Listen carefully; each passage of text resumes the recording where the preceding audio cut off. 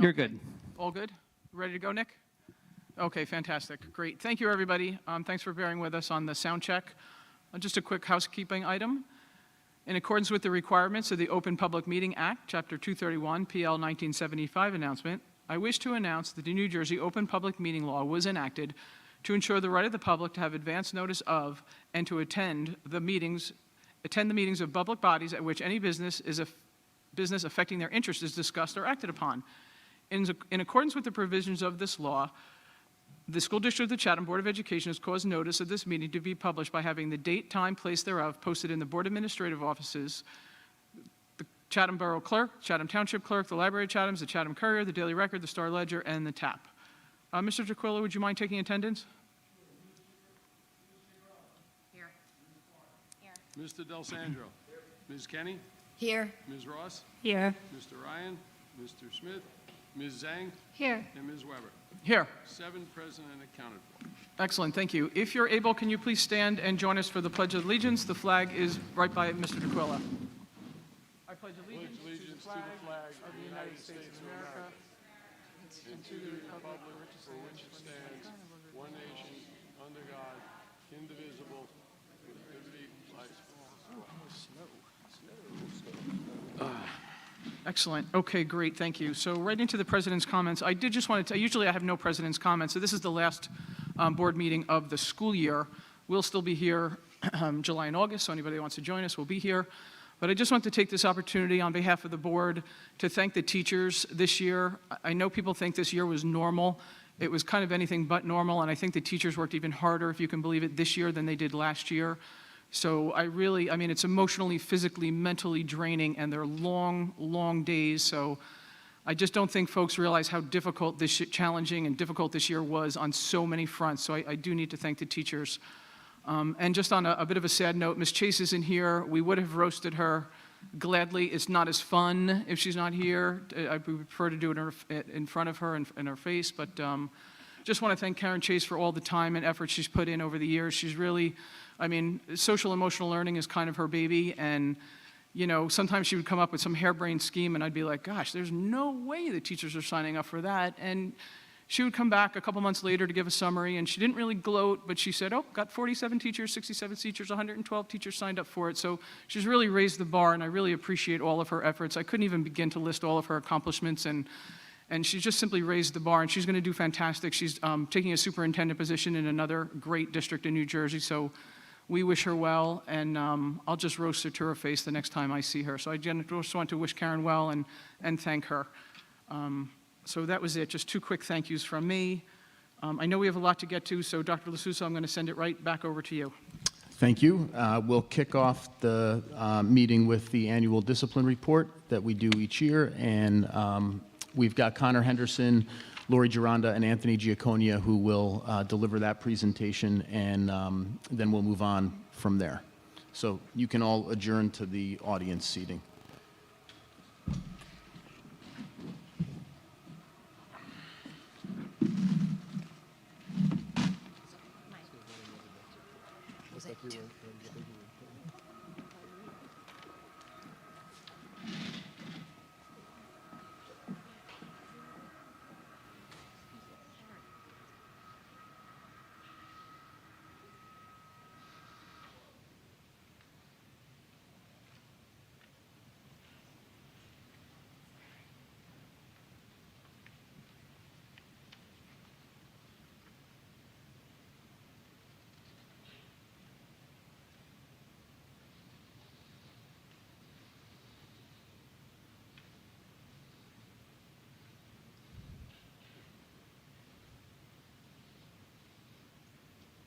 Okay.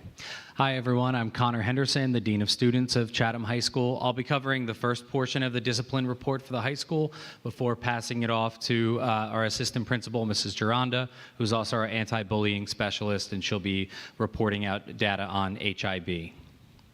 So some key trends identified at the high school this year. We did see an increase in infractions compared to last year, but I think it's important to remember that we were still in a hybrid and virtual setting with less than 50% of our students in school each day. So just for reference, we did include information from the 2018-2019 school year, which was our last full year with full day instruction, so that you can compare the data to our last full year. The infraction totals were slightly lower than 18-19, but have pretty much returned to the norm. We did see an increase in attendance and academic integrity violations, and they presented our biggest challenges this year. And then we did see an increase in cyber-related infractions as well. So this is an example of some of the common infractions and then the typical disciplinary action that would be assigned. So cutting class. For example, on the left side, typically a Saturday detention for 4 hours is the common action there. Moving on to the next slide, late to class, the accumulation of tardies. I'll speak about that later on. That may be a detention, a loss of credit for a significant amount of tardies, an open campus suspension for a senior. And then finally, the last set, senior privilege violation, for example, could report in, if it's a senior parking violation, could be the removal of their open campus temporarily, or a detention for repeat incidents. I'm going to discuss 2 different incident types throughout the presentation. So first, the discipline type incidents.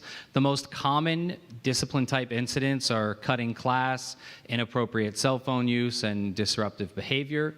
And then file type incidents, which are more procedural, would be the accumulation of tardies to class or failure to follow procedure.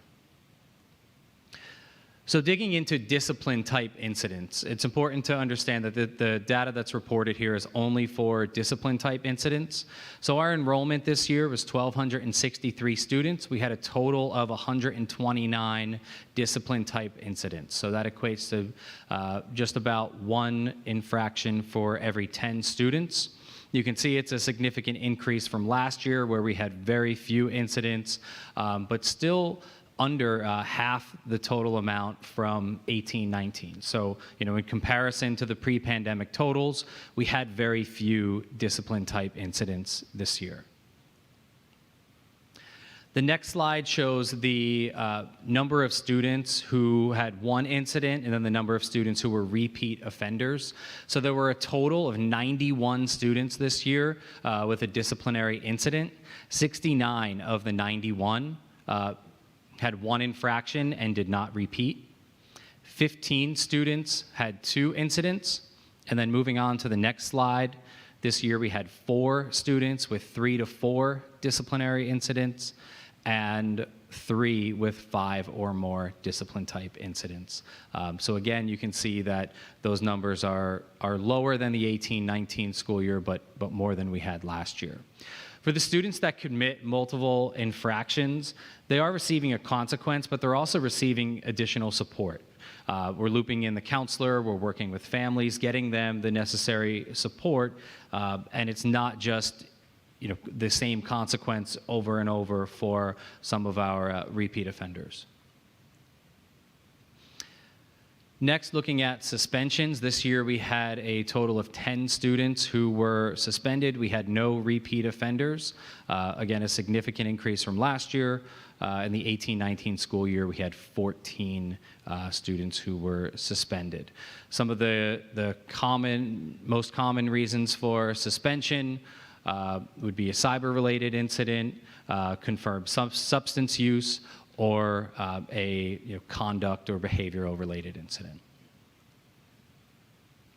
Next are SSD incidents that are reported to the state. Those are student safety data incidents.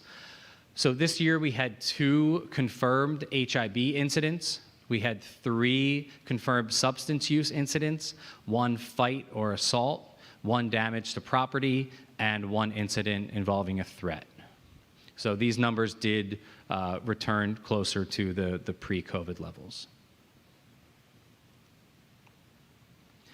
This slide breaks down the percentage of offenders by grade and gender. So if you start with the top, breaking down the percentage by gender, We continue to see our male students commit a large percentage of the infractions. This year was 83% of the infractions were committed by male students, as opposed to 17 from female students. Next, breaking it down by grade, if you look at grade 9, there was actually a significant decrease in infractions from our 9th grade students. 18-19, they committed 25% of the infractions. Last year it was 36, and this year only 16% of the infractions. And that seemed to be consistent with the 10th grade as well, with our 9th and 10th graders only making up about 30% of the infractions, when in years prior it was about 50%. So that means we did see an increase in infractions from 11th and 12th graders. Most of those infractions were attendance related, either the accumulation, well, for discipline type incidents, the attendance infractions would be a class cut, and that was the most common infraction for 11th and 12th graders. Next are the file type infractions. So I mentioned that most of the file type infractions are either late to school or late to class, or the failure to follow procedure. So a total of 673 file type infractions, almost 400 of those were for lateness to school. And again, that's not just one late, it's the accumulation of tardies. We have a rotating schedule in the morning, so most of our students that commit these infractions are late to school. And they're late to school so often that even with the rotating schedule, they start to accumulate tardies to their morning classes. Students are given a detention after their 4th tardy to a class, and then that escalates with 7, 10, 13, and 16 tardies. They can actually lose credit for the class. Once our students are in the building, you would see that our hallways are clear. Students are getting to class on time throughout the day. It's really more of a late to school issue rather than late to class. And then next, 246 infractions for not signing in, and that is typically students who aren't signing in for attendance during their study hall. They're not scanning into the cafeteria or the library, and that infraction is typically met with a warning for the first infraction. So since we had such a significant number of tardies, we did make efforts to address the attendance issues. Letters in Genesis are generated at benchmark totals. Students serve detentions. They go on provisional credit. They can lose credit for the accumulation of tardies. Seniors can lose open campus for the accumulation of tardies. And then we work with counselors, case managers, and parents. We've also had discussions about sleep habits, about developing either a better nighttime routine or morning routine to arrive. And we're hopeful that the delayed start time next year, starting at 8:20, will result in a decrease in late to school infractions. But I think that the education component is important. We want to make sure that students are utilizing that extra time. Many students have after-school activities and commitments and aren't starting their homework until after dinner, which keeps them up late. We want to make sure that they are getting to bed at a reasonable time and taking advantage of the extra 40 minutes next year. Next, we have academic integrity. So this year we had 27 academic integrity incidents on record this year. That was actually the exact total from the 2018-2019 school year, so things did return to the norm there. But we do feel like that was one of the concerns coming out of the virtual and hybrid setting, being academic integrity, and it is something we plan to cover extensively with the students and the staff to be proactive in preventing these incidents. And parents are always notified throughout the process for an academic integrity violation. All right, next I'm going to hand it over to our assistant principal, Lori Gironda, for data on HIB.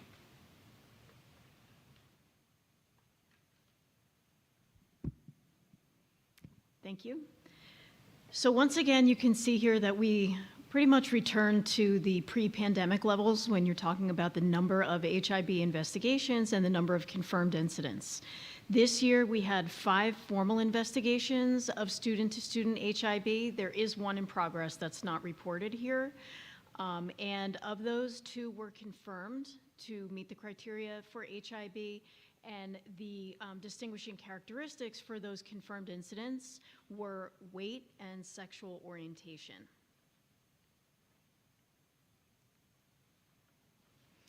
This slide shows the number of reports that were filed by parents, students, and staff members. And as you can see here, of the 5 incidents that were reported, 2 of those were by parents, 3 were by students, none were by staff members. Of those reported by parents, none of those were confirmed to be Hib, and of those reported by the students, 2 of the 3, or 2/3, were found to be Hib. We also had a number of reports that were made to us where we used the principal's discretion checklist to determine whether or not a full HIB investigation would be taking place. Principal's discretion means that when we take the report, if all of the information that we gather is true, would that information meet the criteria or the threshold for harassment, intimidation, and bullying? And if not, we don't proceed with a full formal investigation, but we do look at those in terms of code of conduct and investigate them through that means. We did have a number of strategies that we employed, again, just as we've done in the past, to really address the school climate and culture, and some of those that you can see here on the slide. For example, our Links Peer Mentor Program, where we have our upperclassmen that meet with underclassmen in the context of their health and PE classes.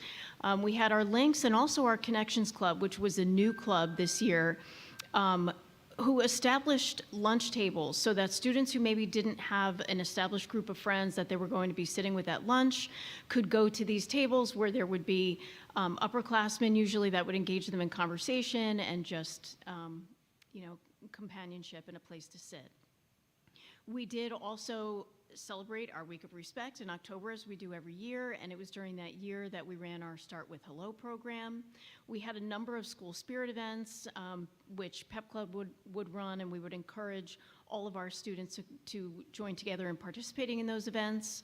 We had Learn Unified, Play Unified activities with ECLC. An example of that would be the Happy Feet Running and Walking Club, where our students, and the Play Unified group is actually quite a large club, would meet with students from ECLC and run activities with them. We did employ consequences and remedial measures like counseling for those who were found to be involved in HIB incidents or just investigations. And of course, we continue to discuss related topics of inclusion, acceptance across the curriculum. And I will now pass the presentation to Anthony Giaconia, who will report on the middle school data.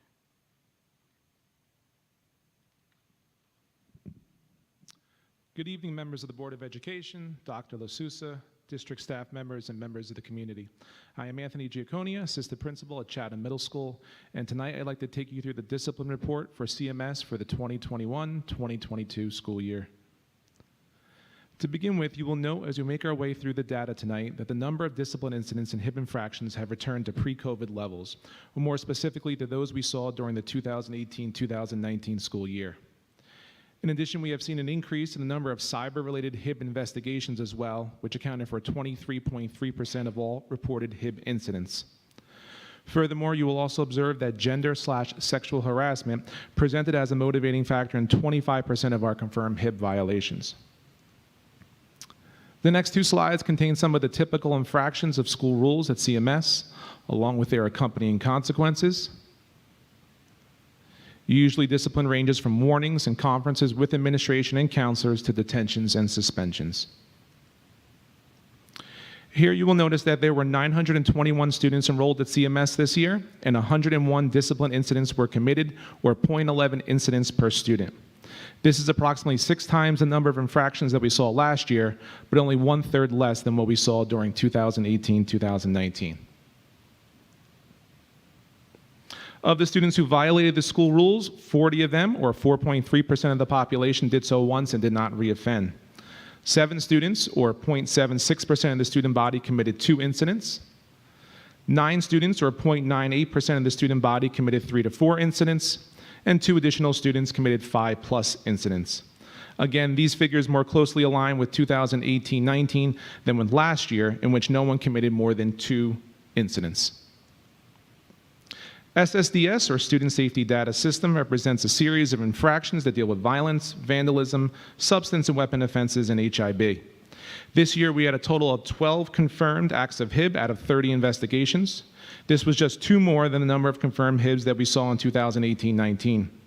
We also had 1 violation relating to substance use, 1 violation relating to damage to property, 1 incident relating to a threat, and 8 incidents of fight/assault. In regards to the latter, this was just 2 more than our numbers prior to the pandemic.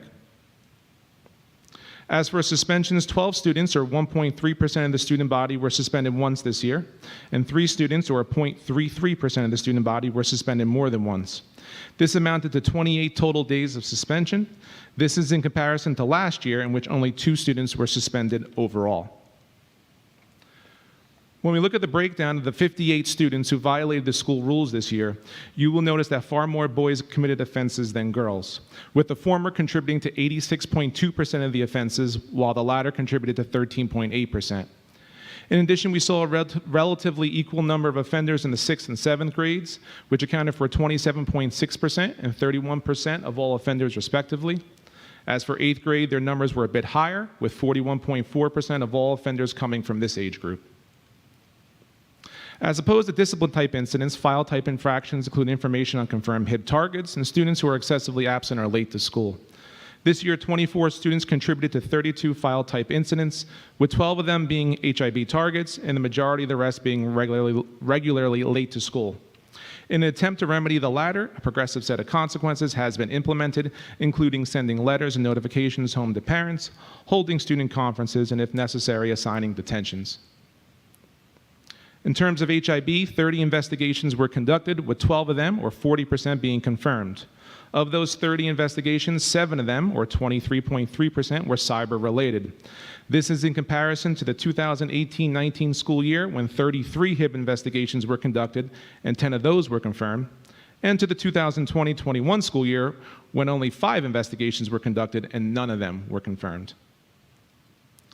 When we look at a breakdown of the HIB reports for 21-22, parents filed 12 of the 30 reports, with 25% of them being confirmed.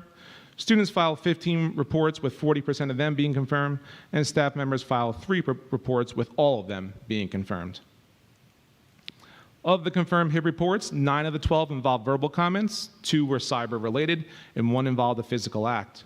As for the motivating factors behind the behaviors, the perceived sexual orientation, weight, race, height, family status, and perceived athletic ability of the targeted students all played a role. In addition, 3 of the 12 confirmed HIB violations dealt with the gender/sexual harassment of the targeted student as well. This is of particular note, as this category has not presented as a motivating factor of a HIB at CMS in the last 5 years. District Regulation 5512 allows the principal, in consultation with the anti-bullying specialist, to determine if a reported complaint of harassment, intimidation, or bullying falls within the scope of HIB, assuming all facts presented are true. If it does not, the principal may exercise his or her discretion to handle a matter as a potential code of conduct violation instead. This year, this measure was used 6 times at CMS due to the absence of a distinguishing characteristic or the lack of a substantial disruption in the initial reports. There is a collaborative school-wide effort at CMS to address and reduce instances of HIB. This initiative includes the following: HIB education pieces for students, staff, and parents at the beginning of each school year, mandatory remedial measures implemented by the counselors and members of the child study team for students involved in HIB incidents, curricular tie-ins to the themes of tolerance, respect, and diversity in the subject areas of ELA, social studies, cycle classes, art, and music, and character education lessons infused into the health curriculum. Student clubs such as our Acceptance Alliance that brings together students who are interested in making CMS a more accepting place in terms of diversity. Week of Respect activities that featured anti-bullying lessons and were focused on the themes of community building and wellness. Assemblies that were intended to help promote a sense of diversity, acceptance, and mutual respect. Mindfulness/wellness events, which included Spirit Weeks coordinated by Mrs. Dangler, Mrs. Neidiger, and the CMS Student Council. And a ceiling tiles project in which students and staff members decorated ceiling tiles with inspirational messages and then placed them around the school. A school safety/pandemic response team whose focus this year was to continue to gather feedback on how students and staff members were adjusting to the evolving pandemic and to develop possible solutions to mitigate concerns. a student school safety team, which involves administrators and counselors meeting with students on a regular basis to discuss school climate, and workshops and resources for staff members on mindfulness and social and emotional learning, courtesy of our counseling department. I'd like to thank you for your time and invite you to get in contact with me if you should have any questions.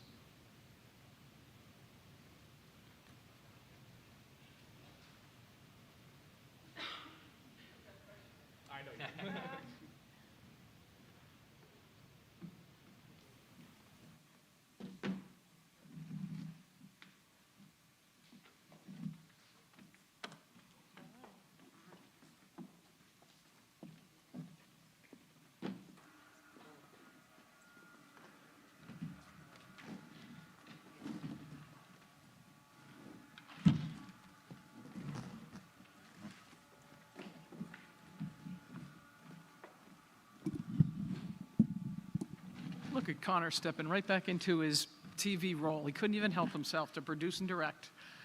So if I can just go back, Connor, you had mentioned that there was 392 latenesses. We're all hoping that that decreases. I'm curious to see what that number will be next year. But there were 27 incidents of academic integrity, which is, not totally unusual. I was just curious, is that focused on one particular grade or heavy in one grade or dispersed throughout the school? You know why? Because freshmen, they make that mistake. They'll learn. If the seniors do it the following year in college, it's going to cost their parents tens of thousands of dollars when they have to repeat a semester. So,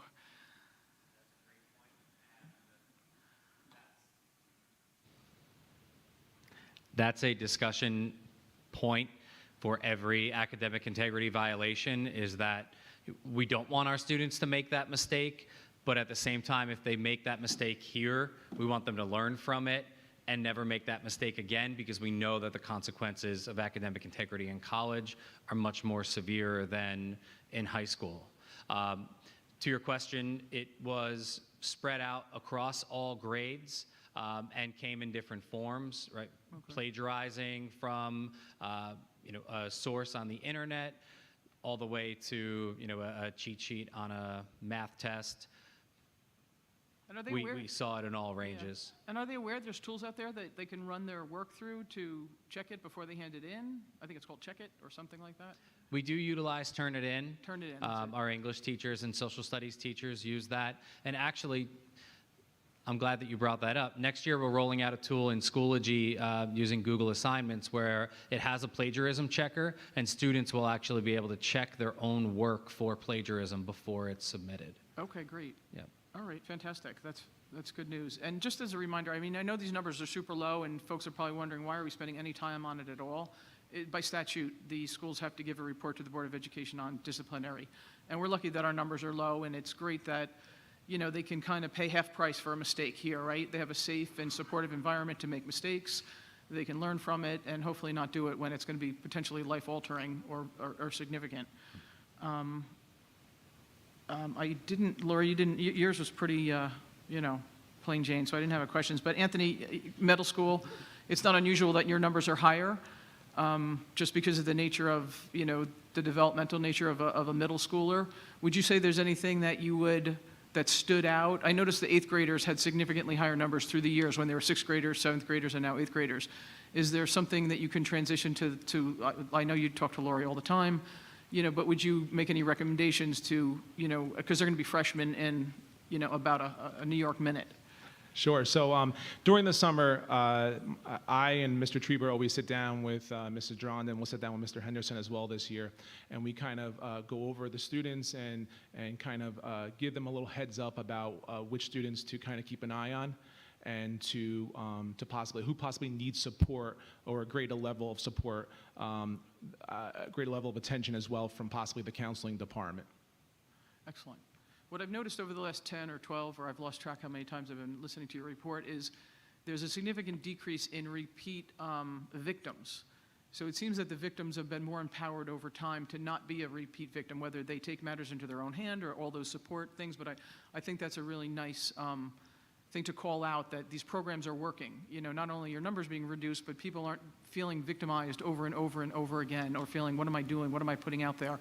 So I think that, folks that are a victim, I'm putting in quotes, Yeah, I'm actually glad you mentioned that. This year, when I was going through the numbers, I noticed that we had, I think it was about 50% of our HIB reports came from students advocating for themselves. So we're definitely very, when they come in and they tell us that, the first thing we do is we tell them how proud we are of them, because we don't want them to have to live with that. We want to be able to help them out and to make school a comfortable place for them. Right, and going forward, in high school, do the same, and in college, even more so, right? College, or if they go to the workplace or into the military, that they advocate for themselves. And I've seen over the last decade that really we've seen the results of that the kids are really much more confident in standing up for themselves, which will pay dividends 1,000-fold when they get out, when they leave us here in Chatham. So that's been a really great, positive thing that's come out of all of your hard work, all of you. So thank you. I didn't have any other items. Did anybody else want to? Michelle? Lori, I feel like in the past when we have your discipline report and we usually see a peak, kind of more activity in 9th and 10th grade, and then we see a decline for our upper classes in 11th and 12th grade, kind of historically what we've seen. Maybe they're more mature, maybe they've been in the high school longer. That doesn't seem to be the case here. There seems to be more issues in 11th and 12th grade. Do we think that's as a result of I can't even say the pandemic anymore, but I mean, what are we seeing that's happening, and is there something that we can be doing differently?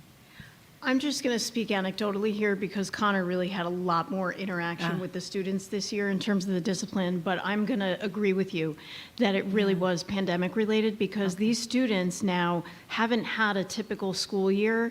I mean, they may be juniors, but they've not had a typical school year for a couple of years, or even the seniors haven't had a typical school year. So maybe some of those things that they would have gotten out of their system as younger students, they're now making those mistakes as upperclassmen. Okay, thank you. Any other questions, comments? Mike, did you have anything you want to add on that? Just thank you for your report. Thank you very much. We appreciate it. I know you're on your 15th hour, maybe 16th hour, so don't feel bad if you skip out. So have a great night. Drive safely. Thank you again for coming tonight. Peter, did you mark Mr. Smith present? I've got them recorded in at 7:39. Wow. Is that accurate, 7:39? I thought so, too. Excellent. Okay, great. Thanks, Peter. I just wasn't sure if you knew that he was here for the whole presentation. Dr. LaSousa, you still had a few more items? Yes, next up is a request from our senior class officers for open campus for the 2022-23 school year. Hello. I hope you all are doing well tonight. My name is Emma Eveleth, and I'm going to be the Senior Council President. Hi, I'm Sam Palucci, and I am the Student Council Secretary. Hi, I'm Kelsey Clark, and I'm the Student Council Vice President. And we are here today to request the privilege of open campus for the senior class of 2022 to 2023. We understand that this is a privilege, not a right, and we humbly ask for your consideration to approve this benefit. Our class consists of respectful and responsible students who strive to be role models for the other classes. Furthermore, we take our academic accomplishments very seriously. Just last month, over 160 members of our class were inducted into the National Honor Society, an organization that requires a minimum of 25 hours of community service in order to be admitted.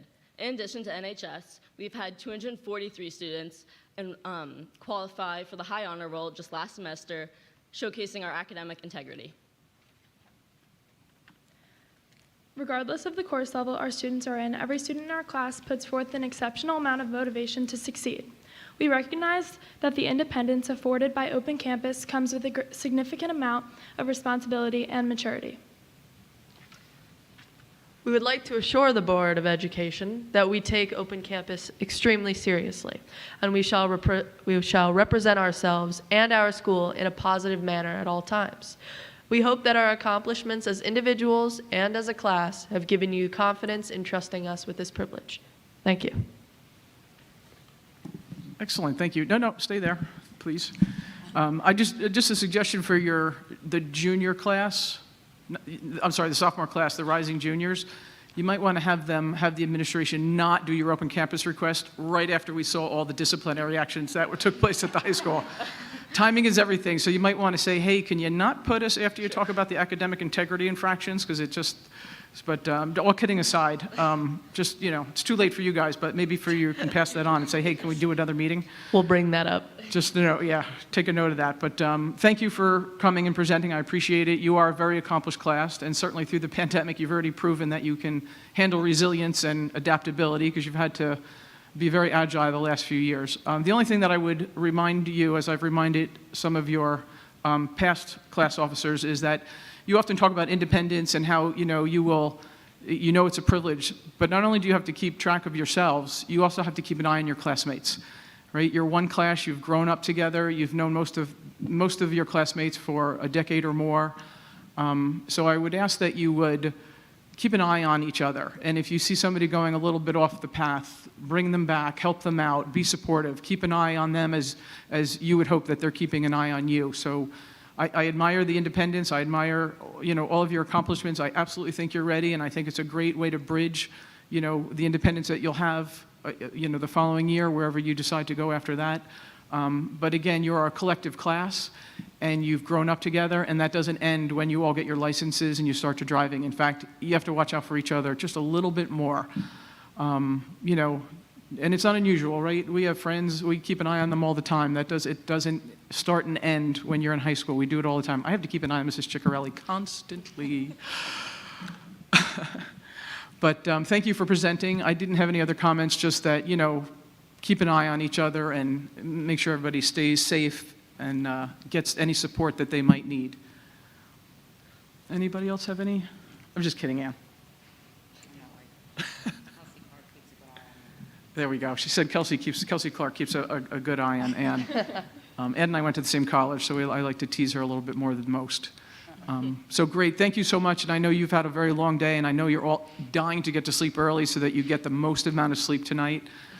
So thank you for coming. We appreciate it, and we'll let you know our decision after we look at the incident report again. Yes, that's a good idea. Thank you. Thank you. Take care. Take care now. Again, we won't be ashamed or hold it against you. Slip right out the door. Excellent. Dr. LaSousa, did you have... Yes, I also... Guys, it was excellent presentation as well. Very, very good presentation. That was well done. Thank you. See you all later. Thanks, you too. See you later. I'm sorry, Dr. LaSousa. No, I think I need to mention, since our last meeting, there obviously was another school shooting in Uvalde, Texas. I'm not going to detail all of the measures we've taken in recent years, but we've spent millions of dollars trying to ensure that we're as protected and safe as we can be for our staff and our students. And most recently, we've been detailing in these meetings the investments we're making in mental health resources for students, which is a critical component. After Sandy Hook, which was 10 years ago, we, for the first time, introduced school security personnel in the district. We had not had any school security personnel before then. It was simply the principal or assistant principals and the secretaries in the front office who were trying to buzz people in while they were doing other jobs. But at that point, we brought in 6 individuals, 1 at each school. You'll recall that 4 years ago, I think it was, we then introduced Class 3 officers at the middle school and high school. We now have 1 at Lafayette Avenue School, so essentially students grades 4 through 12 are in school buildings where we do have a Class 3 officer present. To this point, we haven't had a Class 3 officer at any of the pre-K through 3 schools. I've been in communication with the police chief since the shooting down in Texas, and they both are moving forward with securing Class 3 officers to convert the current security we have in place at the pre-K 3 schools to Class 3 officers. So our hope is that we can accomplish that by the start of school. That really is entirely dependent upon the candidate pool and how quickly the 2 police chiefs and the municipal bodies can move to approve the candidates if we have them. And so as they come online, then we will be converting the rest of our schools so that we have a uniform and consistent police presence in all school buildings. At least that is my recommendation. The mechanics of that is, like I say, the police chiefs have to identify the successful candidate, the municipal bodies have to approve, and then the school board has to also approve via resolution and payment to the municipalities. So I just wanted to mention that, make everyone aware of that. Aside from that, we had a very impressive TEDx event here in this auditorium on Friday night. I'd like to thank all of the folks who dedicated themselves to pulling that off. It was a community effort. And picking up on what you said, Ms. Weber, I'd like to thank the staff and the students and especially the parents for this year. It's been a long year. It's been a quick year, it feels like, but it's been a long one, and everyone kind of rolled with the punches, I think, along the way. This year, in some ways, was more challenging than last year, specifically with staffing issues and problems with folks getting sick and not being in school and having to cover, and shortages that we've experienced. So it's been somewhat of a tumultuous year, I think, from start to finish. Hopefully, we'll be moving into smoother seas as we get into next year. But I just want to thank everyone for their patience and flexibility as we've tried to navigate as best we can since all the way back in the summer, which feels like a while ago. Brad, did you have something? Oh. Just on the school, class 3, we read in the paper every day that many districts, Middletown is hiring 16 or 19. You know, there's a very short inventory of these class 3 officers because they have to be retired within 3 years, no more. So there's not a ton out there. So if we don't have security in the buildings, it's the 3 borough buildings that we're most concerned with right now because there's nobody there. Well, at the middle school, we have a class 3 officer, but he's retiring at the end of the school year. And then at each of the K3s, Southern Washington, Milton, we have Openings. A security monitor that has been with us pretty much since Sandy Hook, since 2013. So my concern is in September, if we don't, because it takes a while to interview, hire, find a candidate that's a good fit, get them trained, uniformed out, there's some possibility that we may not have that all in place by September. Are we going to retain the current security that we have now where possible? Yes. I know the retirement, we can't keep him here. Yes, we'll retain the folks we have until such time that the police are able to identify a class 3. Right, and from, the police chiefs gave a presentation not that long ago, or pre-pandemic actually now, but the biggest advantage is the fact that they have radios. They have radios that go directly to the local law enforcement. It's, you know, in the Texas case, it would have been nice, in this case, if there's an incident, and for example, in the L wing, they can immediately say, you know, there's an active situation in the L wing, the rest of the building, you know, can just lock down and stay in place, and they can address it right there, versus somebody calling 911, it going to the county dispatch trying to figure out, oh, is that Chatham Borough? Well, I don't know, let me look up the address. Well, I don't know, it's pretty close to the line, Lafayette. So the response time is really critical in addressing any type of situation, whether it's, you know, I'm not even thinking active shooter. We've had an incident where, you know, residents come hot under the collar for some reason or another.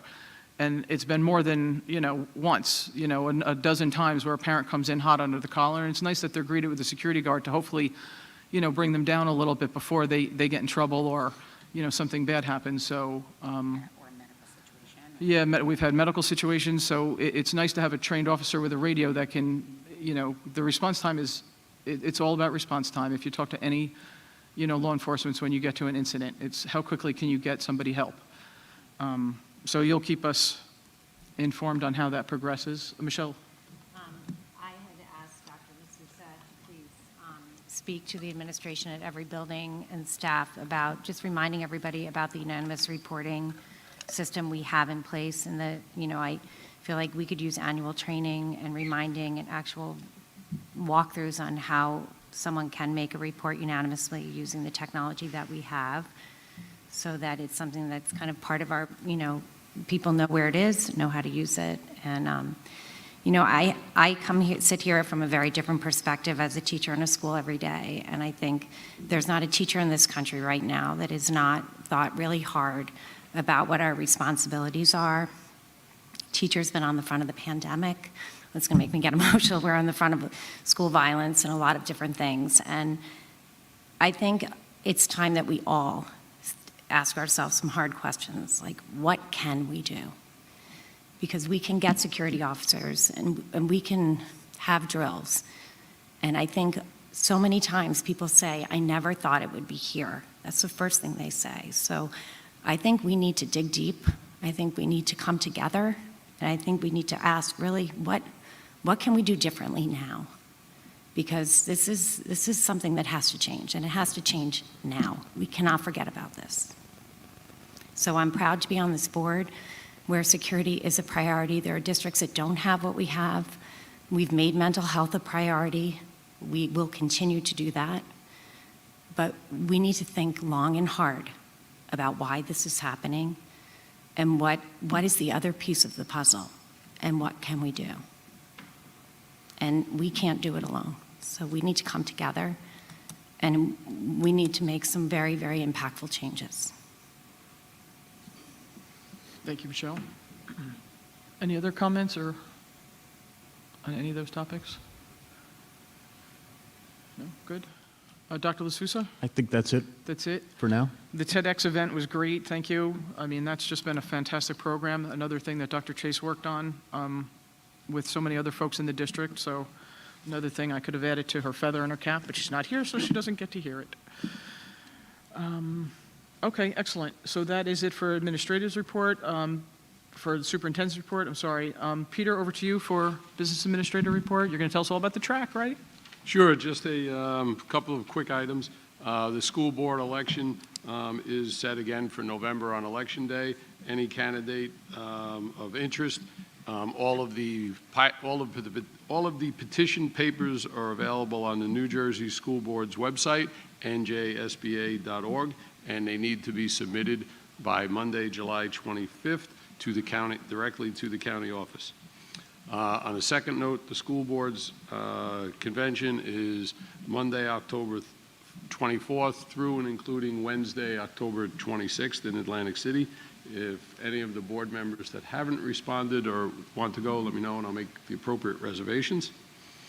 For the quick construction update, the town is in a buzz because the Cougar complex is closed because the work on the track began June 6th.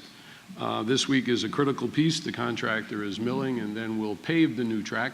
And I'm sure everybody will be up in arms because the track has to cure for 2 weeks. If anybody walks on it, goes on it, we rip it up and start again and will not have a track for the, it will not be completed on time. And we will basically throw away thousands of dollars. So please cooperate and continue to stay off the track and the turf complex. Thank you. On the other construction update, the upgrades of the nurse's office for ADA compliance, the CHS B-Wing univents, CMS roof, and Lafayette roof will all start on June 21st or shortly after, and all are targeted to be completed by August 12th. So that's all I have, unless anybody has any questions. Excellent. No, you said the Cougar complex, but you really mean the track and the turf, right? Like the grass fields are still usable, Grass correct? field and the walking track that was installed, the walking path that was installed as part of the referendum is usable. Right, the gravel The that turf runs. complex, bleachers, snack shack, all off limits. Right. And if you choose to disregard Peter, please smile because we have cameras all over that complex and we'll let you know and maybe bill you for any damage done. So just a reminder that that is secured by cameras.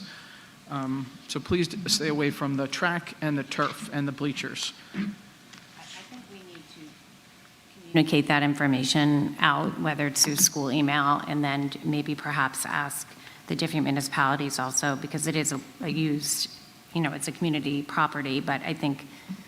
There are signs clearly posted by the entrances of Right, the but turf we complex. could even prevent people from driving there or walking there just by getting the information out and saying it's closed. We'll let you know when it's opened. Yeah. Till further notice. Put on the school website, just Cougar Field is closed. I have faith if they go and see this closed sign, they're not going Oh, to. no, I know that, but Yeah. let's Yeah, prevent you people just from don't even want to going. drive Like, save over. the hassle, go to another Yeah. track.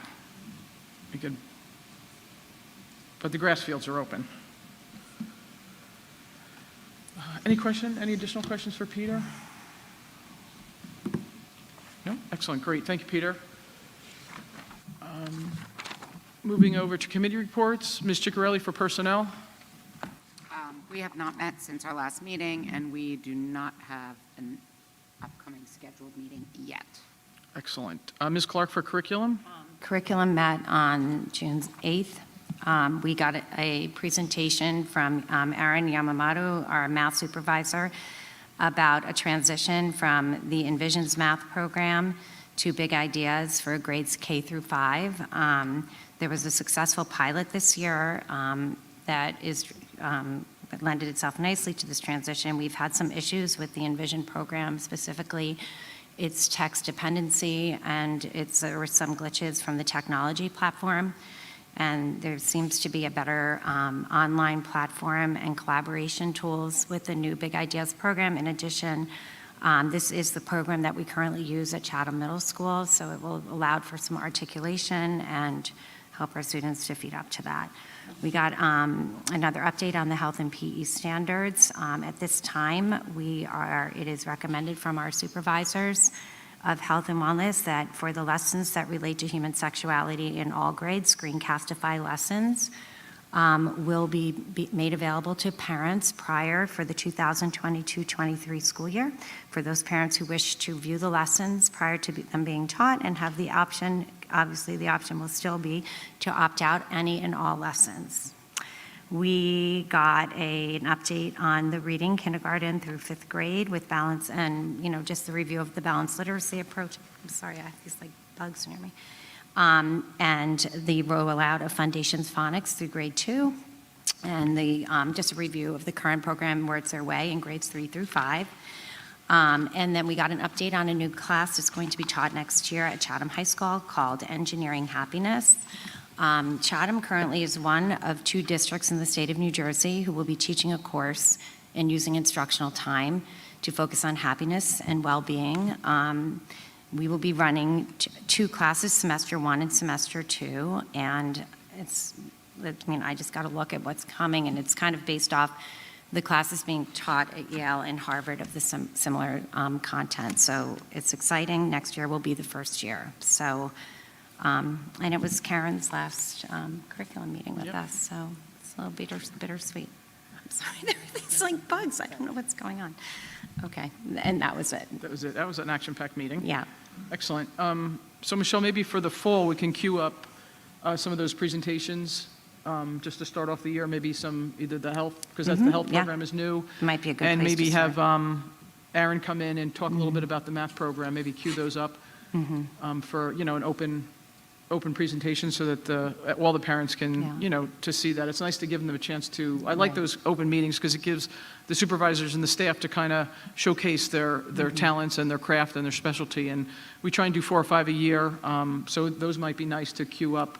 I look back, I thought we didn't have as many in 2020, but we actually had 4 in spite of the pandemic, and 4 in 19 and 4 already in 22.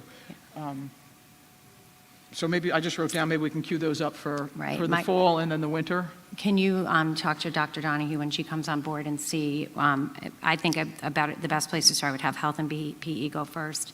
Let the new math program kind of settle in for a month or so, and then be able to give more, have Aaron come after that. Okay? Thank you. That'd be great. I think folks would be interested in that. Thank you, Michelle. Any other questions for Michelle on that? Excellent. Finance and facilities, Mr. Smith. Finance and facilities met on June the 6th last week.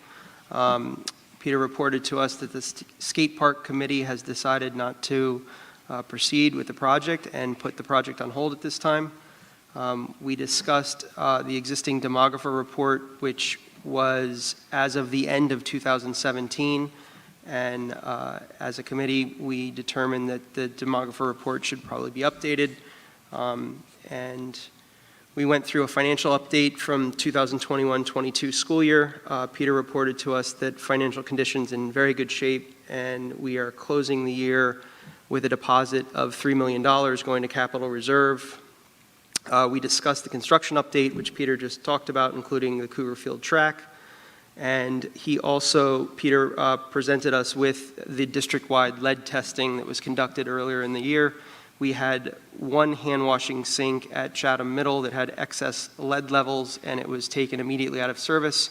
the rest of the water in the district is fine. That's it.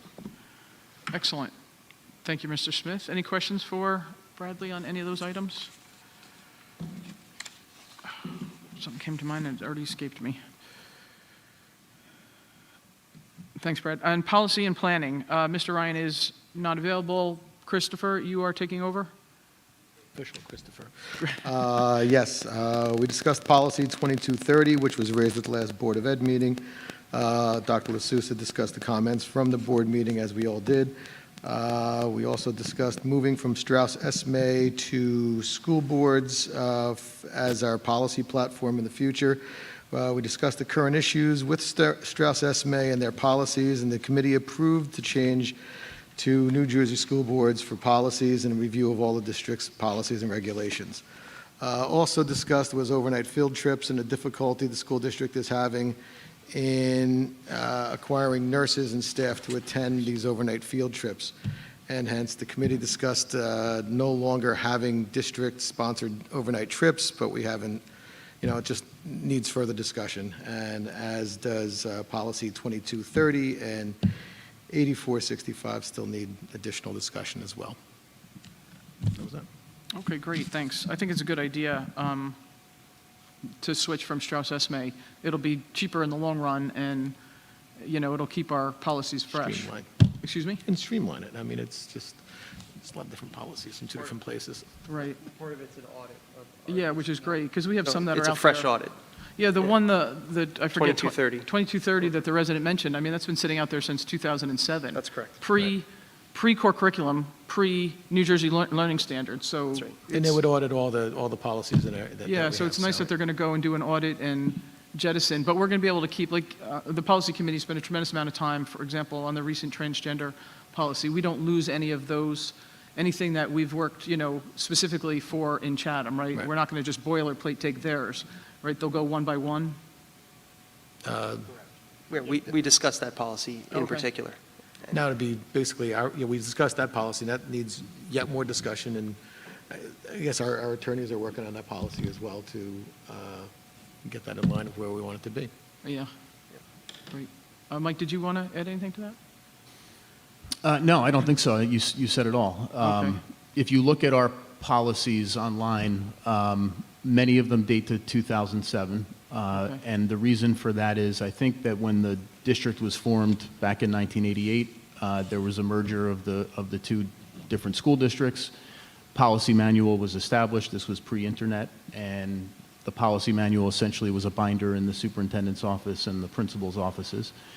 And it was the first pass at really trying to, in a comprehensive way, adopt policies to get the district where it needed to be was 2007. And you can Okay. see that there was a wholesale adoption of Strauss Esme-related policies. A lot of the policies that you see on our website still have the, Right. header or footer from Strauss Esme. Right.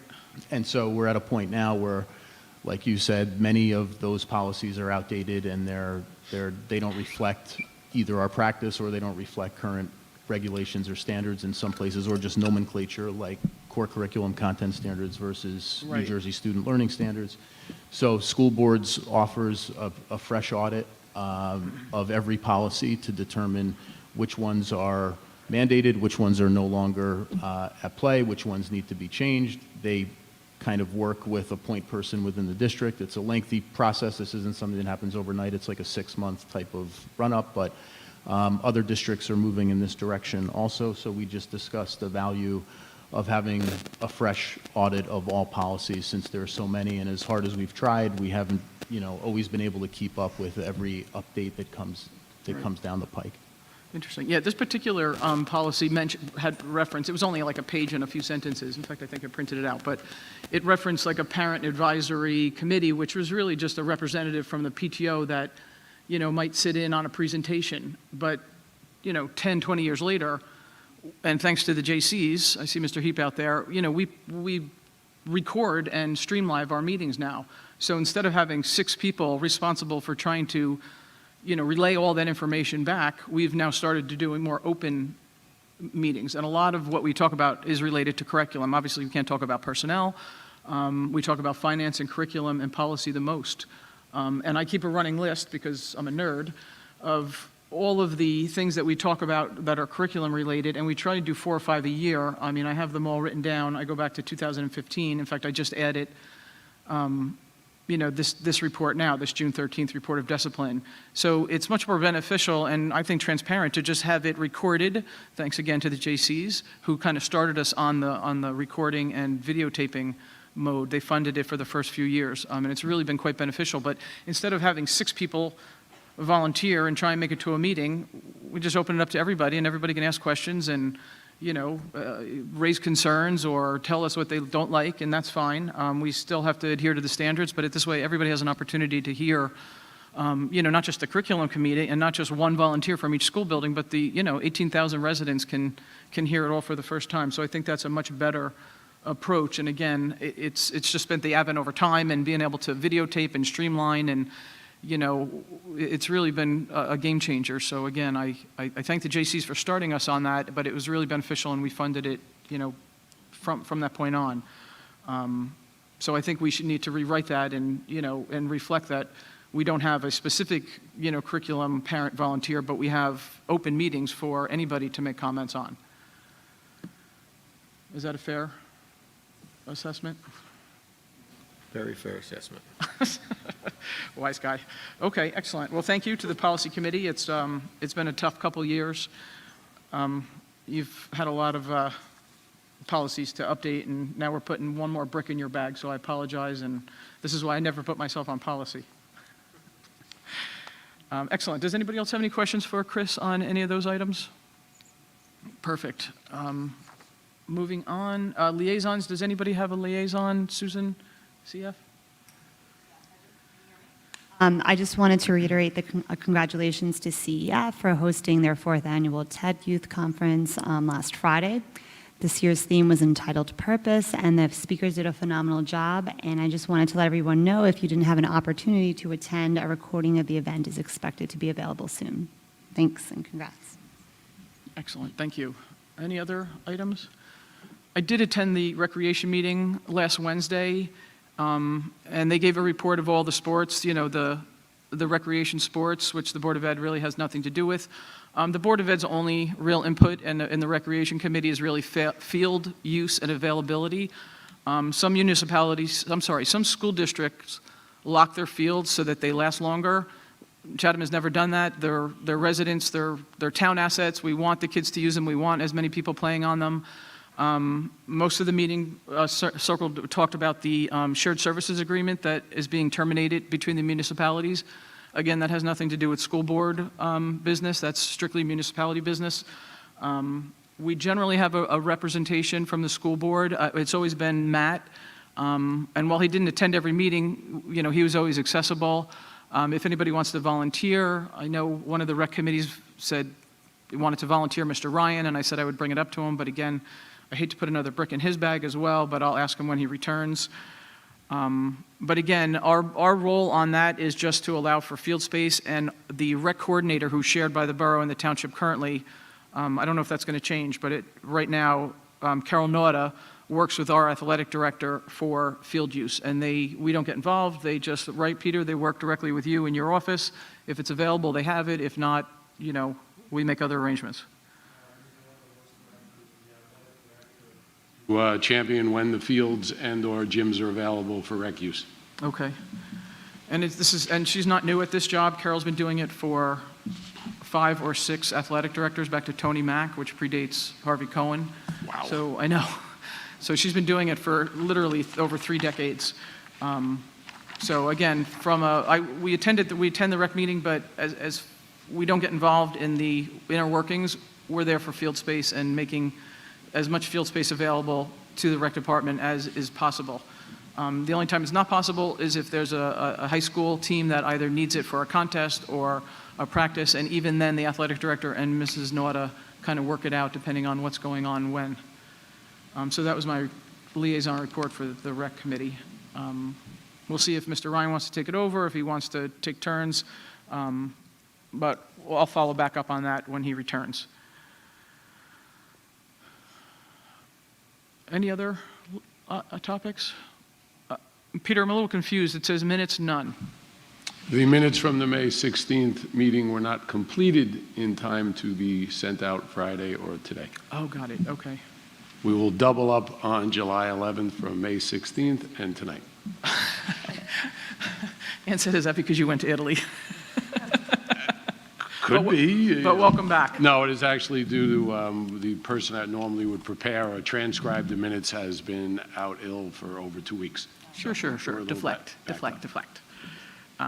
Okay, so just keep track of who can vote on what. So only Mr. Ryan is out today, and I forget who was not. I think the whole gang was here last time. Use the attendance sheets, don't worry. Okay, very good. Okay, excellent. Okay, so we have our first opportunity for public comments. Hearing in the citizens during public commentary section of the agenda is an opportunity for any member of the public to be heard about issues which are or are not topics scheduled for the current meeting. To help facilitate an orderly meeting and to permit all to be heard, speakers will be asked to limit their comments to a reasonable length of time. And as is our practice, we will take as notes the best we can, and we will answer questions at the end if we can. If it's just a comment, then we won't be answering questions. So again, if you could limit your time to a reasonable amount of time so folks have an opportunity for all to be heard. I see there's 10 or 12 folks queuing up, so if you can limit it to 3 or 4 minutes, that would be fantastic. We also have a second opportunity for public comments toward the end if you didn't want to wait this time. So again, if you could, just be mindful of your time, that would be great. Each speaker to please sign the sheet before they talk or after they speak. Thank you. Good evening, Dr. LaSousa, board members, members of the community. My name is Chris Nigro. I'm a 4th grade teacher at Lafayette School, and I'm just here to showcase some wonderful things happening at Lafayette and in the district beyond. Recently, we had an art show in which our 4th and 5th grade graders displayed their artwork along with all the grades in the district. Our 4th and 5th graders were super excited and blown away by the artwork of our upperclassmen in the district. So I just wanted to give a shout out and a thank you to all the staff members that were involved in that and the community members who came out and supported.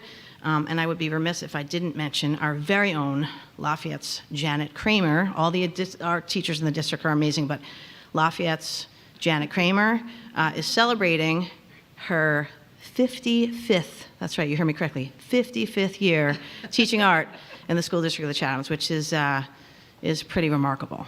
So that's all I want to say, just kind of showcase some great stuff happening at Lafayette and beyond.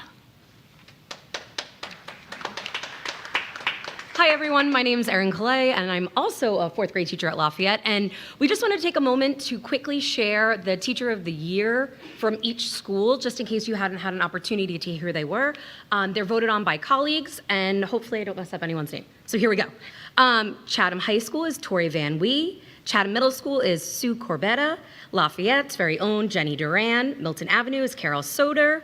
Southern Boulevard is Laura Piccola. Washington Avenue is Eileen Teresi. And Special Services is Karen Badium. We congratulate all the Teachers of the Year. Thank you very much. Oh, yeah, that would be helpful. Hello, I'm Adrienne Collette. I'm also from Lafayette School. And I'm going to be sharing the retirees from our district that are retiring this year in 2022.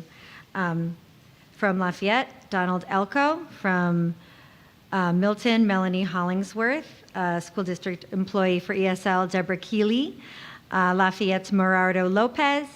Southern Boulevard School, Kathleen O'Connor. Milton, Carol Soder. Between Milton and Washington, Mary Zook. The central office, Jamie Teal. And at the middle school, Robin Vander Linda. We want to thank all of them for their service to our district and for giving us many years of excellence as teachers and other staff members. I want to thank you, the board, so much for your support this year and every year, and we look forward to seeing our fellow teachers back in school on August 22nd. Thank you so much.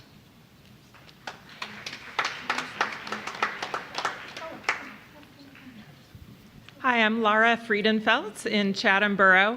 I have 2 children at the high school, a senior and a freshman. And I know there's been a lot of discussion about sex education at these meetings recently, and I'm just here to say thank you for what the school has done in terms of family life education over the years we've been in the school. And where I'm coming from is my husband and I celebrated our 23rd wedding anniversary yesterday, and one of our fondest hopes for our children is that they will find a special, perfect partner for them, and that they will have happy, mutual, enduring marriages. And to that end, we're doing our best to see them through their adolescence and their young adulthood happy and healthy and with the knowledge they need to find a partner like that. And while we're doing most of that in our home with our modeling and our discussions around the dinner table, we really appreciate what the school has done to support us and to supplement that. And just as an example, my senior really had a wonderful teacher last year in health class in the 11th grade who had wonderful rapport with his students and really created an atmosphere where they could have earnest conversations about having good relationships. And as part of the curriculum, they discussed partner abuse and abusive relationships. And I will say it was something that it never occurred to me to raise it and to explain it to my children, even though I've been a resident advisor in a college dorm, and I know that sadly this is an issue. This comes up and it really impacts people's lives, especially if they don't know how to get out of it. And to know that my son came home, and was telling us about it at the dinner table, and I said, oh, actually that's really important, let's talk about it, that I was reinforced by the good lessons that they had at school, and that it reminded me to discuss something important with my children that I think will really support them going forward and give them information that they might need to support a friend or a roommate in college.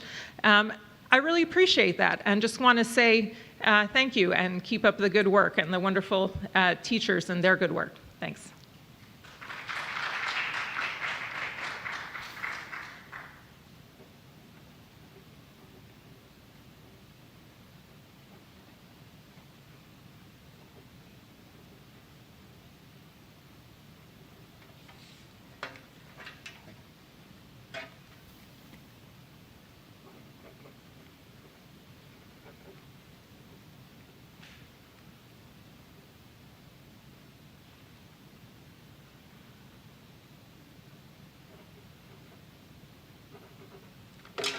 Good evening. My name is Stuart Carr from 3 Crestwood Drive in Chatham Township. Had 2 items this evening, but actually I now have 4 based on some comments by 2 of the board members. One, Ms. Weber, if you could take a moment sometime this evening and maybe elaborate a little bit more on that rec department meeting that you attended. I also attended that.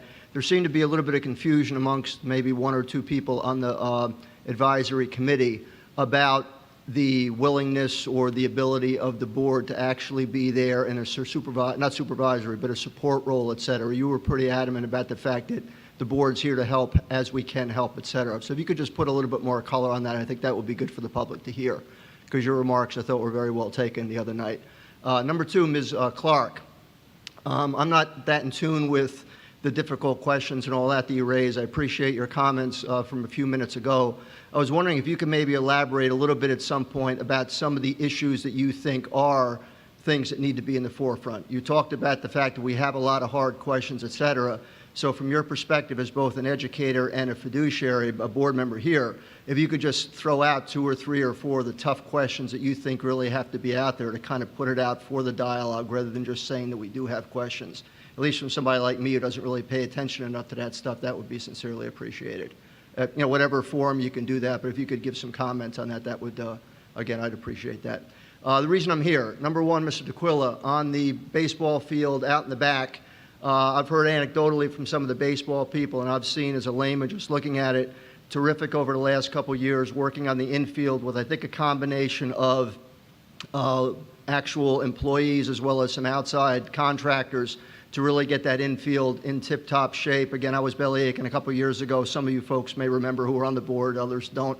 Bellyaching pretty heavily about the condition of the field, at least from my perspective as an outsider, and that really has been cleaned up, substantially, I think. Hopefully the baseball people agree, but I would encourage you to check with the athletic director and the baseball folks and see if they're in tune with that. But at least from my perspective, it looks like you threw good money at it. It's money well spent in combination of inside and outside vendors, I think is served very well.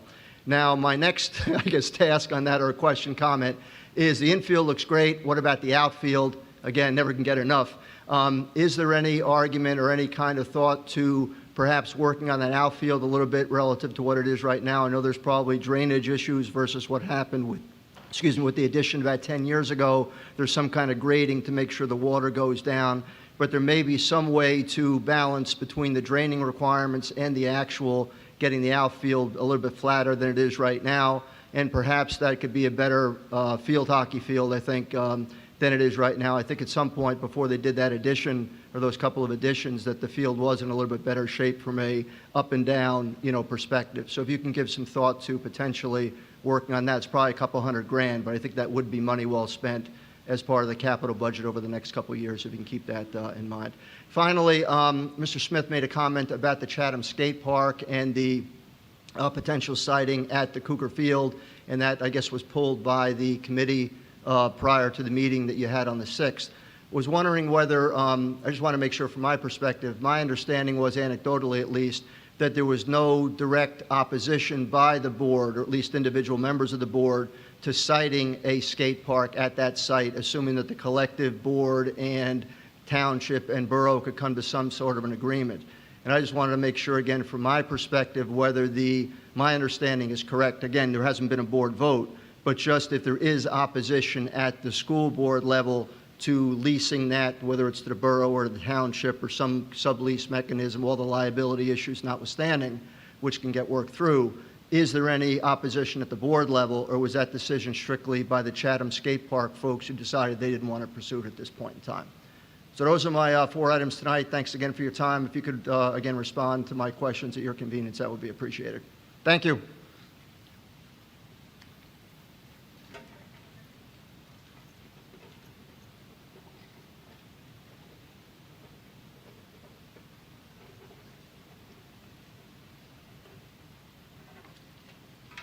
Good evening. I'm Deirdre Rajapi, and I live in the township. Just want to thank you for your due diligence in the safety of our school.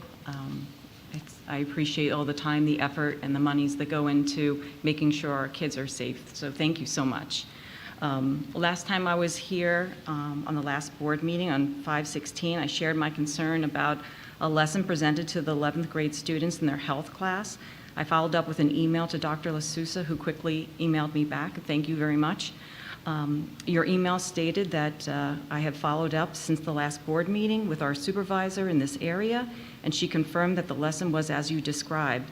The primary objective for the students to further develop an understanding of sexual orientation and gender identity, which do in fact have to do with health, and which is an objective supported by the standards. However, I agree with you that the resource and activity span beyond that objective with some of the terms defined. Our supervisor has met with the teacher to better focus on the lesson's primary objective moving forward. I want to thank you for looking into the lesson and speaking to the supervisor. I appreciate your honesty with the fact that the lesson indeed went beyond the objective. My question is, how did the supervisor decide to include this language and determine it was acceptable to have students define terms like down low? We have content area supervisors who report to the assistant superintendent of curriculum. How do we ensure that supervisors are not using lessons that may, in your words, span beyond the objectives? Where was the oversight of the supervisor to prevent lessons that are going beyond, or possibly going beyond the objectives that are being taught by our children? Thank you.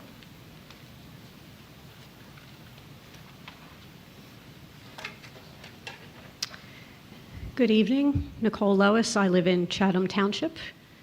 On a similar topic of content that goes beyond the objectives, a movie was shown at my son's school, Lafayette, to the 4th and 5th graders last week. These are 9 and 10-year-olds. The title of this movie is The Willoughbys, and here is the summary of the movie which I was provided. Again, this summary was provided to me directly from the school. After the 4 children are kicked out of their home by their parents, the children are desperate to find new parents and think of a plan to orphan themselves by sending their parents to a deadly vacation so that they can die. They see a travel agency after wandering homeless in the streets of a busy city, and Tim says, "We can send them away. What if we orphaned ourselves?" Then they sneak back into their home, still kicked out, without their parents' knowledge, And Tim states, "We shall craft a murderous adventure." He then states, "A romantic getaway, hiding deadly orphaning opportunities. If they do melt in the hottest place on earth, they shall drown in the wettest. Cannibals will feast until they freeze in glacial ice or dissolve in fields of acid." All the while, there are graphics of parents shown dying very graphic deaths. "They shall not escape the bears. We have saved the deadliest spot for last, the Alp." Then Jane points to a picture of the Alp and says, "He who goes up does not come down." After this point, the kids are on a race to get orphaned so they can no longer have to deal with their unloving and selfish parents. I was very grateful to receive the communication directly from my son's teacher about this content. But this communication was not generally sent to other parents, so I'm sure that many were unaware. There was no mention of this movie in the June 2nd edition of the Lafayette Update. Field Day was discussed, but the movie or even the mention of showing the movie was not. So my questions are directly for the board members here. I would like to know, how does this movie align with the educational goals of the school district of the Chathams? And how would you evaluate an appropriate alternative to this film?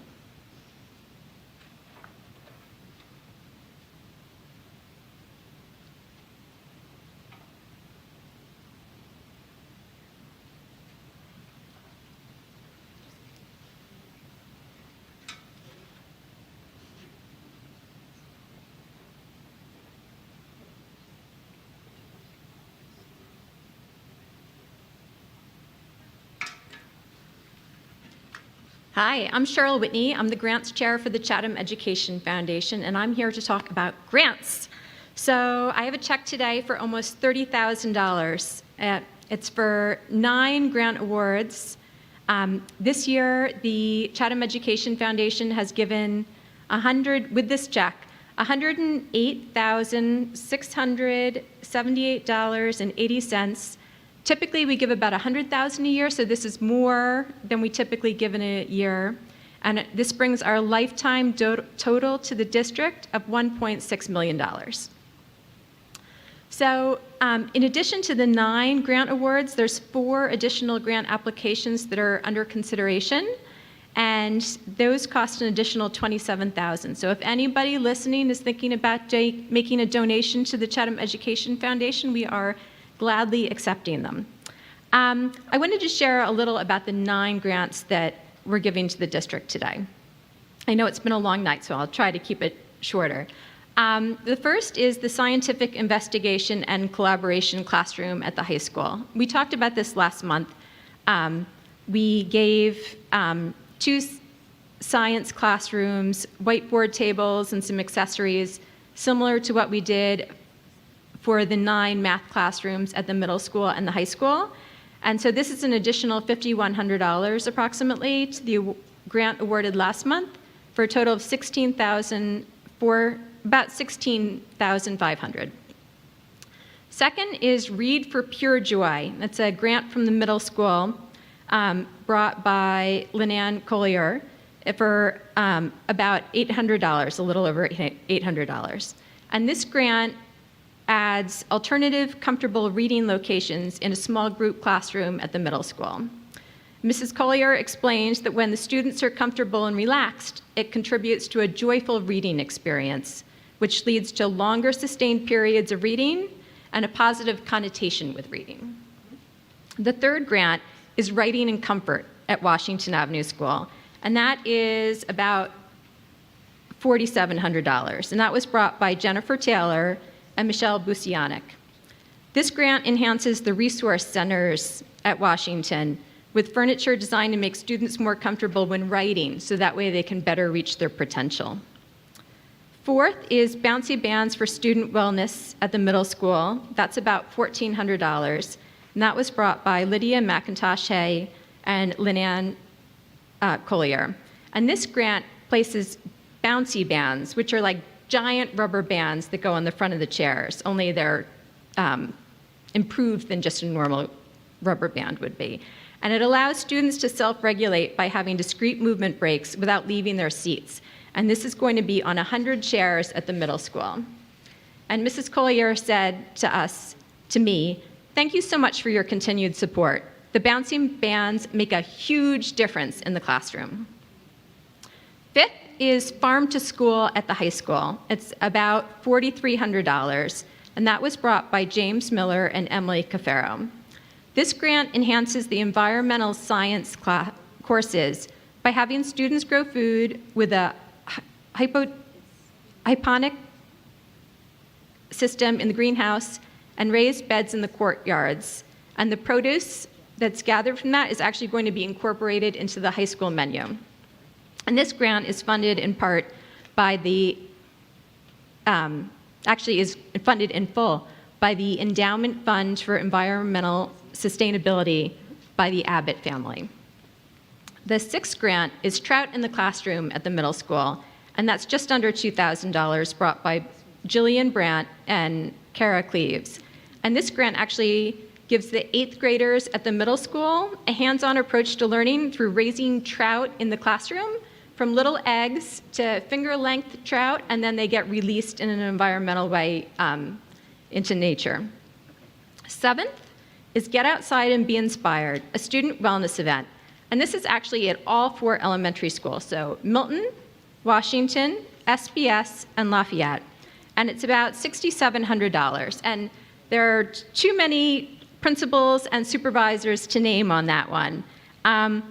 What this grant does is it brings the author of a book, Finding Gobi, for a visit to each of the 4 elementary schools, as well as buying books for the classroom's libraries, and it accompanies some newly designed curriculum lessons. And Danielle Degunis shared about this. "We are beyond excited that the Chatham Education Foundation is able to fund our Get Outside and Be Inspired grant so that we can host wellness events at each of our elementary schools. This grant will enable our elementary school media specialists and health and phys ed teachers to collaborate and develop learning experiences for our students to discuss and learn about the topics of perseverance, teamwork, friendship, kindness to others, and importance of physical well-being." The 8th grant is Building Social and Emotional Learning Through Cooperative Games at Lafayette. And this is just about $4,000, and that was brought by Cheryl Russo and Cindy Weiner. In this grant, the students have a hands-on learning about conflict resolution and socialization skills through group play of familiar board and card games. And Ms. Russo and Ms. Weiner said, "We are thrilled the Chatham Education Foundation Grant Committee supports our goal to help students grow socially and emotionally through games. Managing conflicts, making friends, increasing self-esteem, and improving communication are critical aspects of a student's development. We are confident that these games will promote these skills and so many more to the entire Lafayette student community for many years to come." And last but not least is the TEDx Youth at Chatham, which was a district grant brought by James Lawrence and Christina Reed for about $1,400. And what this grant did was it provided 8 new body microphones that were used at the event. And in addition, it'll be used at other performing arts events throughout the district. The Chatham Education Foundation was also a sponsor of the event, funding some of the expenses generally for it. Christina Reed said, "Thank you so very much for sponsoring and supporting TEDx Youth at Chatham in all the ways that you do. The mics were fantastic. Not only did they sound really clear, but they made the speakers feel more comfortable and confident." Finally, I just want to talk briefly about how some of the teachers may choose some of the grants for the grant applications. This is something that we don't generally cover, and I did a grant tour at the Washington Avenue School this past week. And for the Writing and Comfort grant, I actually met the students and teachers that had written the grant. And in this case, the teachers worked with the students to figure out what materials would be most comfortable for them to use when they're working on their writing skills in the resource room. And when I went in there to tell them that the Chatham Education Foundation was awarding them this grant, the students were so excited.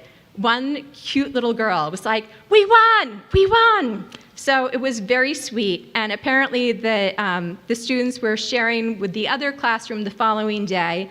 And the teachers say that it was one of the sweetest moments they had ever witnessed because the fact that they had won this grant brought cheers and applause of excitement through the halls of Washington. So in some cases, it's actually the students that are helping pick out the materials for the grants. So thank you to all of you on the Board of Education and our administration for everything that you're doing to help our students. And I also want to thank our donors, of course, without which we couldn't give these grants. I also want to give a special shout out to our endowment donors, whose endowments funded almost $11,000 of the grants this year. So thank you all, and I will bring over the check.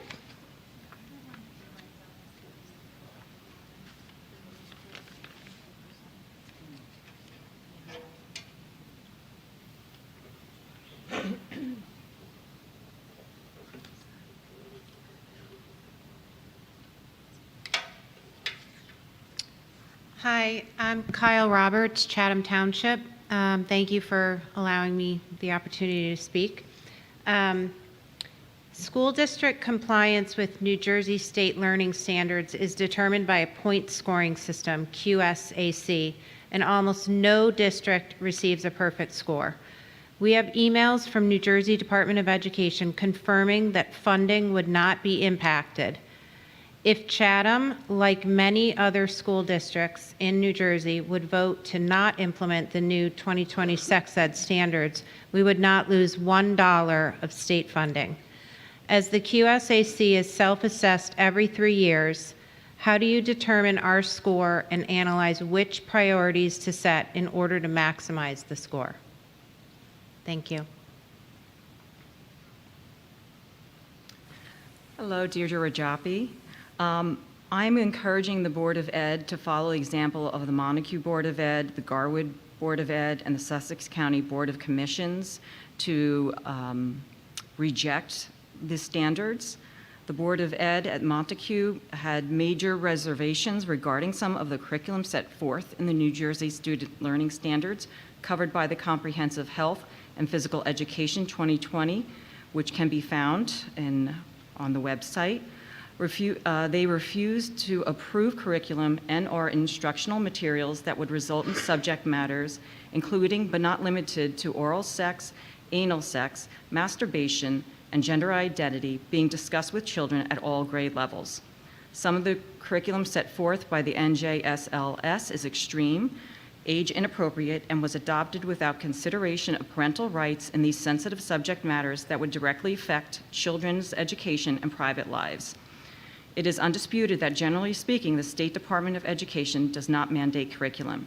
It also is undisputed that the authority to approve instruction materials is vested in the local Board of Ed. They intend to exercise its authority to approve instruction materials that are current, medically accurate, developmentally and age appropriate, and developed and selected through meaningful and ongoing consultation with the school community, including parents. Therefore, it is resolved by the Montague Board of Education that shall not adopt any curriculum set forth by the New Jersey Student Learning Standards covered by the new Comprehensive Health and Physical Education 2020 that is not developmentally and age appropriate, or that would result in subject matters including but not limited to oral sex, anal sex, masturbation, gender identity, being discussed with children at all grades levels. I'm asking you and imploring you to do the same. Thank you.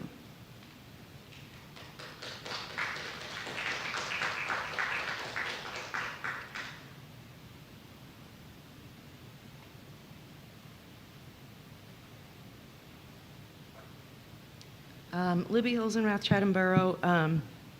I'd like to follow up on Deirdre's comments about to encourage our Board of Education to follow the examples of Montague and Garwood And we are in touch also with our Morris County Board of Commissioners to do the same that Sussex County did. And so my first question is, I would like particularly to hear from the two new board members, Susan Ross and Ms. Zhang, to see what their opinions are in trying to formulate a similar resolution that the board could vote on. And then my second question is, I guess I understand that the minutes for last month's meeting weren't included in this meeting's addendum because someone was out sick, but all of the minutes for any 2022 meetings are no longer on the school district website. I wasn't sure if you're aware of that. Maybe I missed that comment, but 2021 is there, 2020 is there, but no minute meetings are there for 2022. And I believe that's a requirement under the OPMA laws, so I would like an explanation for that. Thank you.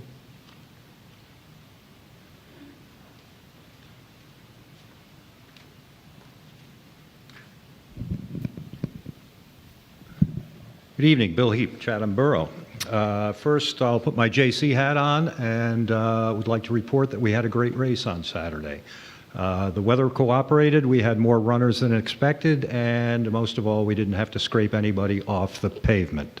I'd like to thank everybody who came out. It was a great family event, and we will be back again next year. I attended the TED Talk on Friday night, got so excited that I had to write a review, and here it is. It's brief. I often forget about events that take place in town, but not this time. At 2 minutes to 7, I jumped in my car and I made it here, mostly on time. I'm glad I did because it was an evening of great entertainment, the hottest ticket in town. I hesitate to use the word entertainment because it's much more complex than that. Most entertainment these days is more on the mindless side, and there's nothing wrong with a little escape. We can all use some of that. This was much more interactive. It allowed more time to listen, to reflect, and to enjoy. I didn't see eye to eye with all the presentations. There were some that were a bit on the new agey side for my taste, and some out there, people who were dedicated to saving the world. Not unusual these days. However, most were able to hold that delicate balance between intimacy and reflection.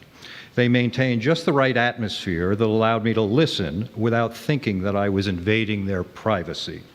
For instance, I learned the difference between quitting and letting go, and that was worth the price of admission. There were musical presentations, and the a cappella groups were pitch perfect. There was a solo performance by a future Aladdin, and that was as professional as it gets.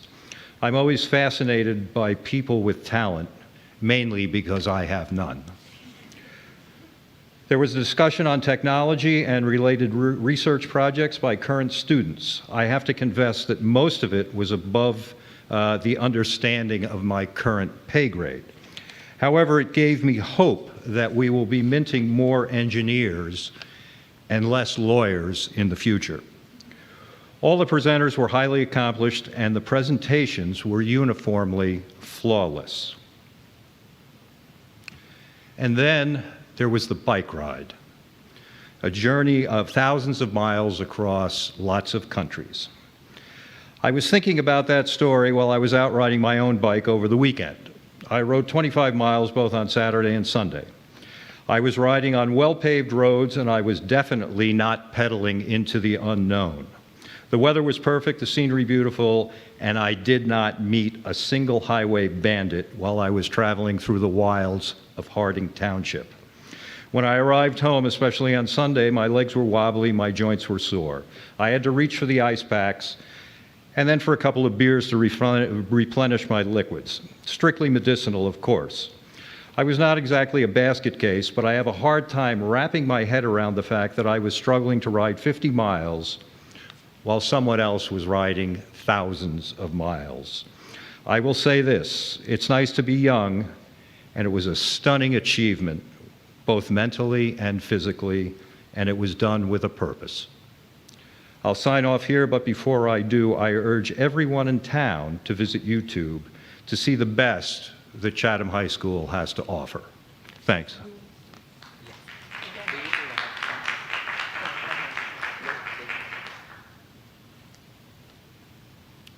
It's really high. Hi, my name's Wendy Pearson. I live at 15 Oliver Street. You can hear me? I'm really a lot shorter than him. I'm not as well prepared as some of the people who spoke before me. This is kind of an emotional knee-jerk reaction to some extent. I don't understand how we have gotten to this place where we are, I guess, not yet okay, but considering having these topics, these very sensitive, personal topics taught in our school systems. I tell my friends stories I hear about that, our system is looking at addressing, having children, I don't know exactly of what age, be able to verbalize the difference between oral, anal, and vaginal sex. They tell me I'm crazy. That's not possibly going on. It's not true. That's not really happening. It's not going to happen. Sounds like it is possible. It's really concerning to me. As a parent, I'm also a clinical social worker. How is this going to be introduced? What's the composition of the classroom going to be? Who's going to be teaching this? Are we going to consider what might be going on in the personal lives of these children? Are we going to have boys and girls together? I mean, you think about just a regular health class where you're teaching kids about menstruation or body parts. It raises tremendous anxiety for a lot of children, a lot of kids. And not to mention, I don't think it's that long ago that if adults were discussing topics like this with children in schools, there would be serious consequences for those adults. I mean, I think we have people who have had charges brought against them for such conversation. I think we really need to consider this. I don't know the status of this with this school system, but I hope that people will think about this. Thank you.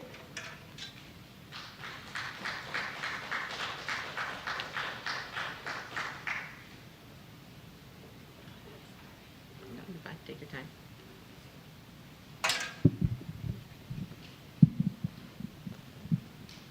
Good evening. My name is Lou Manziano. I'm non-binary and queer. I live in Chatham Borough, and I'm here tonight to applaud the inclusive practices that Chatham has been bringing to the table for a long time. I wrote a couple things down that I'm going to read tonight. So I just want to say thank you for including the health curriculum and LGBTQIA+ mandates. I want to thank you for holding strong in the belief that there is nothing inappropriate or pornographic about the new health standards. I have read them and worked on them a lot in my school district. And I'm queer and trans, and I can assure you as a person of a certain age, gender and sexuality were not taught in school when I was young. And yet here I am, still queer and trans. The idea that indoctrination is happening or that there is a level of inappropriateness happening in schools just really proves a true lack of trust in our board, in our teachers, in their preparation, and in your supervisors. And I hope that that's something that can be reconciled. If anything, every single study conducted about LGBTQIA+ students has shown that validation of their identities improves mental health. It does not confuse or cause depression. These people are really fear-mongering with propaganda and not using actual facts. The health standards have grade-level bans. No one is talking to children about inappropriate things. Everything is banded 5th grade, 8th grade, high school. the board, I'm sure you know this. I just feel like some people need to rehear it. I've always been proud of how inclusive Chatham's curriculum is about diverse texts about race, religion, gender, and other identities. I'm sure you receive a lot of grief. I know this is a very controversial issue at the moment, but I just want to continue and express my support of what we're doing here, and always for standing up for other groups and folks with marginalized identities. Thank you very much for your time.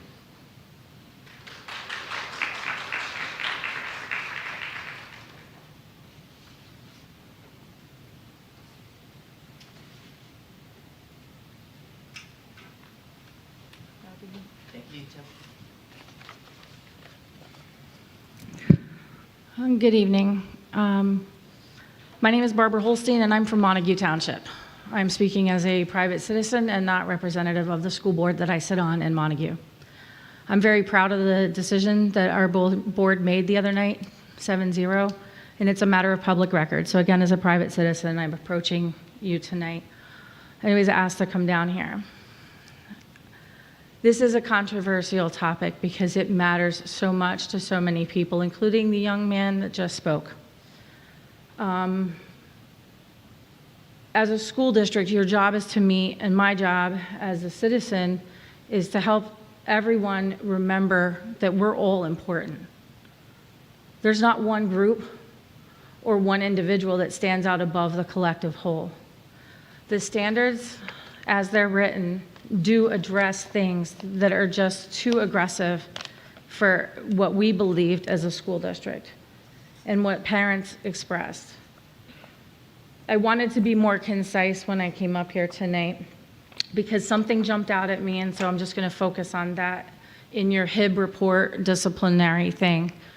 And I believe it was your middle school superintendent or principal that reported that 25% of the sexual/gender issues were sexual violence. Like this was, and I'm sorry I didn't write it down, it's obviously on the record. That 25% is a lot. And these standards weren't in place. And the reason that that is so high is because the social media is just rampant with sexual images. Hollywood is rampant. Disney is rampant with sexual images. If this curriculum comes into the school as it's written, and when I say curriculum, the standards feed the curriculum feeds the lesson plans. Any educator that understands pedagogy knows this. Standards, curriculum, lesson plans. The book that was shared by one of the speakers tonight about the violence against parents, and you wonder why you have 20%, 25% violence in your HIB/discipline report, that's where all, and it's not just Chatham, it's all the schools. It's up everywhere. Every single thing I took pictures of it's the exact same thing we're seeing with our middle school kids. But what happens when we start teaching them by the end of second grade? This is the literal curriculum. I'd be happy to share it with you. By the end of grade 5, we're going to talk about romantic and sexual feelings, masturbation, mood swings, and timing of pubertal onset. Are you aware that one of the most read books in our schools since the 90s, The Giver, talks about giving puberty blockers? It's the pill that stops the stirrings. That's what Noah is going to be given. It talks about releasing geriatric aged individuals. And in that book, it also talks about releasing babies who don't meet a certain standard. And that book has been widely read throughout the country as a Caldecott winner book. But yet it has the tenets from the 90s of what's now surfacing as a curriculum. So listening to the parents in our community, it's now public record that the Board of Montague took action the other night to say we're going to limit what we take from the standards. We're not refusing the standards. We're going to limit what we take and what we apply to our curriculum. And I'm going, and when people ask me to come speak and share our story, I'm going to other boards to share it so that hopefully other boards throughout the state of New Jersey will have the courage to read line by line and understand what the state of New Jersey is asking of your students, and ask that if you would want that of your own child. Thank you.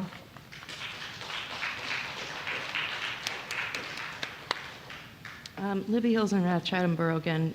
Just Excuse me, you have already spoken. Can you please wait till the second opportunity, since you've already had your opportunity and used it? sure. Pardon me? So is it, I missed her. is it quick, Libby, or? It's very quick. It's really just Go a ahead. it's just a thank you very much. Go. I appreciate This way we can that. wrap it all up in one It's just a response. follow-up on that and sort of to tie things, I think, all together. What I think troubles me and some of us is that, so between our content supervisors and the teachers and the lesson plans, where's the gaps that we're missing, or the accountability that where these lessons and books like the Willoughbys or the Giver, how can this get in there? How can we as parents help to, maybe with the curricular advisory committee, help to facilitate things so that what might be inappropriate doesn't happen? That's all. Thank you. Great, thanks, Libby. Thanks, everybody. For the last, I think this is the record for the last meeting of a year of public speakers. So we're going to close the current public speaking portion. We'll go through the agenda, and then there's another one at the end. I'll try and answer those that I can. Obviously, the items that are curriculum related, I'm going to have Dr. LaSousa answer. So thank you to the teachers for coming out and sharing all the great news. I know it's been a difficult year, so in spite of that, all these fantastic things happening throughout the districts, and I'm always jealous of all the retirees. So good for them, and they've done their time. I can't believe it's been 55 years for Mrs. Kramer, not only in the school district, but I think literally in that building all 55 years, which is quite amazing. So thank you for sharing all that. I appreciate it. Laurel, thank you for coming out in support and showing that you trust the administrators and the teachers to do what they do. Mr. Carr, man, I have a half a page here, my friend. So you asked me to clarify something that was said at the rec committee. Oh, there you are, at the rec committee. I'm sorry, what, did I miss something? Is there a video of it? Oh, no, they didn't videotape it. No, it was held at the library, and Mr. Carr had suggested that they do. Typically, there's like hardly anybody there. There were 30 or 40 people there only because of the discussion on the termination of the shared services agreement. Typically, it's just the sports heads that attend, which is exactly the point that you're asking me to clarify. The school district is here to help in whatever facet we can. That's pretty limited, as I mentioned, to field use. There was some question of if we wanted to be involved. Of course, we'll be involved to the extent that we're needed, but if there's a bylaw that says we have to attend every single meeting, and if not, we're getting kicked out, well, we probably can't attend every single meeting, but we will be there to help. Again, Carol's been doing this. Carol Nauta, as the program coordinator, has been doing this for over 3 decades, and there has not been a single issue, to my knowledge, Peter, right, with field use and working with the AD. So, of course, the school district is involved as much as we need to help facilitate the recreation program. There was some talk of, having, another go at the turfing in the back of the high school, and the rec committee will take that away and see if they have support for it. If not, then so be it. So I hope that answers that question, Peter. You had a question for Ms. Clark regarding the issues that face teachers and educators? I think it's pretty obvious that there's mental health issues all over this world. There are schools. I see your hands. Okay, I don't know what I don't think it warrants a whole lot of explanation. There's mental health issues all over the world. There are schools all over the world. There are school shootings in the United States. Hundreds. And it's time for people to decide, what are they willing to do? I know what I'm willing to do as a private citizen, but we can only do so much.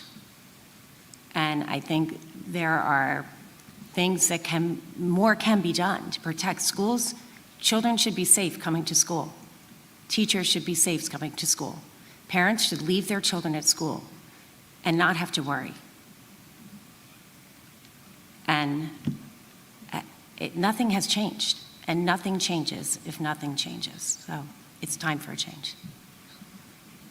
Okay, thanks, Michelle. Peter, there was a question, Mr. Carr had a question about the outfield and grading and water. I don't know if you want to talk about it now or if you want to take that go over it. offline. The baseball coach has commented that this is the nicest the baseball and both varsity and JV fields have been in years, and they appreciate it, and they are trying to do their part in maintaining them or grading whenever they're finished. The outfield is something we're continually, slowly working on.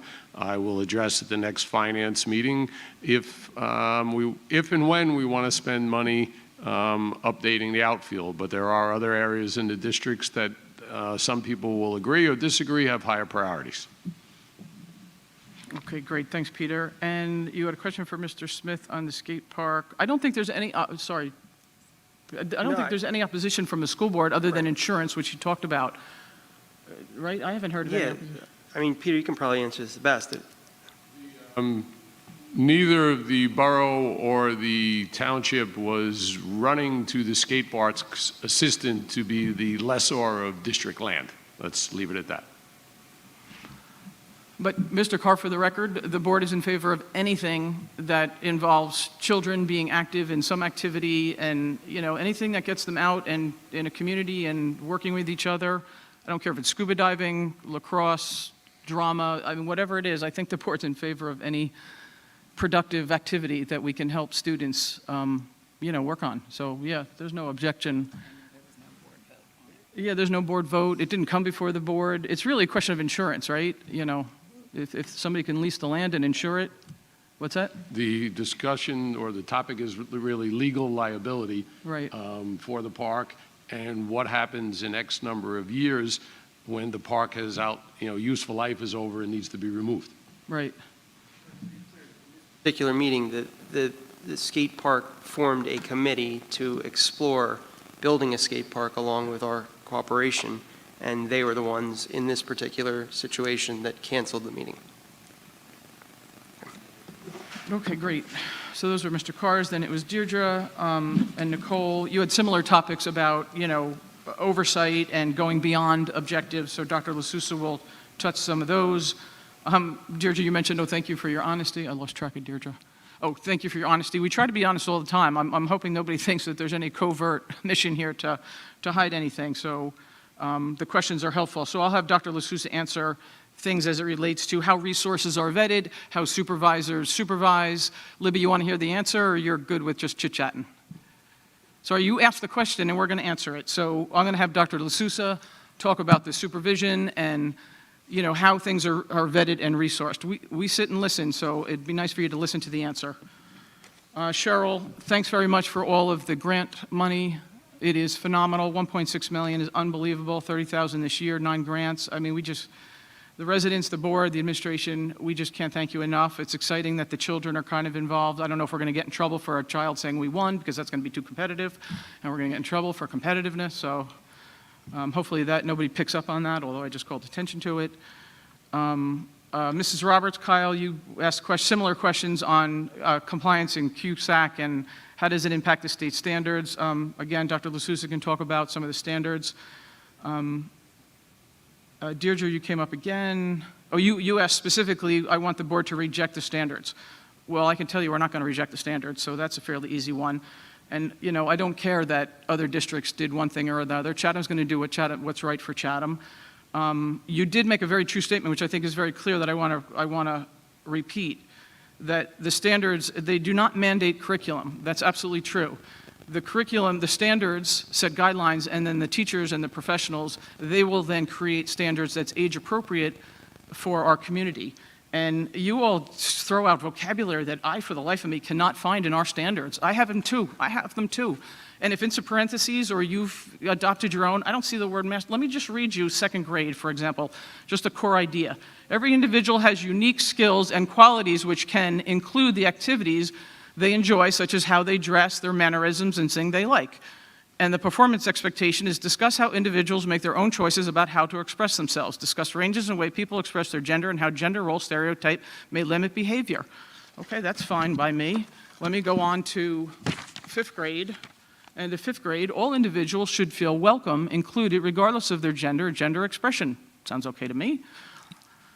Go to eighth grade. The core idea here is inclusive schools and communities are accepting of all people and make them feel welcome and included. I'm on board there. And then let me go to, of course, high school is a different beast because it's a much more mature audience. How individuals feel about themselves, their identity, their sexual orientation can be positive or negatively impacted by a wide variety of factors. So, I mean, we have the standards too, and we will make them age appropriate. We will ensure that our students, and, you know, I'll get back to something Lou said that I think was very pertinent. The goal here is to be able to have students make healthy decisions about their lives. We want them to understand a variety of perspectives, and we want them to be able to contribute to society. There's nothing nefarious here. We're just trying to help children grow and learn in an appropriate manner and expose them to different perspectives and follow the state standards in a manner that Chatham feels is appropriate. And again, Dr. LaSousa is going to touch more on that because he's the education expert. Mrs. Silvernath, you had a similar question you wanted us to reject. I'm saying no to that. The meetings, the minutes, that's an interesting point you put about the minutes. Peter, did you have a chance to, you won't have a chance to check because you don't have a computer, but if you don't mind, could you check why the minutes aren't there? Okay. Thanks. Well, that's excellent. Thanks for pointing that out, Lippy. I appreciate it. Mr. Heap, JC's, great, congratulations on your run, and thank you for the review of the TEDx. If folks can go out on the school districts of the Chathams, we have a YouTube channel, and you'll be able to see all the TEDx's. The speakers were amazing, and again, you'll take a ton away, and even, like you said, it's worth the price of admission. So just if you get a chance to go out and look at those. Lynn, how have we gotten to this place? Similar topic, Lynn. Dr. LaSousa will cover those. Lou, thank you for your support. I appreciate it. You mentioned that, there's a true lack of trust. Quite frankly, there's 18,000 residents in Chatham. I'm not seeing a true lack of trust. I see, a dozen or even 24 people that maybe aren't thrilled with it, but we're still going to follow standards, and Dr. LaSousa will talk and speak as the educator. But as a Board of Education, our goal is to make sure the students are prepared, and we cover the standards, and they're prepared for when they leave here. So I do not believe that there is a true lack of trust, as you mentioned. Barbara, thank you for coming. I'm not sure, for coming up. That was nice of you to drive all the way up here. And I'm, happy that your district is forging ahead as you see fit, and Chatham will do the same. And, we're going to have to do what's right for Chatham. You mentioned 25%. I don't know if you saw the numbers. Our numbers are in single digits. So, we'll definitely continue to help students grow. And at the middle school, it's, the kids are 11 to 13. So this is the time where they can make some of those mistakes and hopefully have a very supportive staff and administrator and parents and all working together to ensure that, they don't make those mistakes. I don't know if you saw the whole presentation, but there were no repeat offenders. That's exactly the goal of parents and students working together to ensure that, of course, they're going to make mistakes.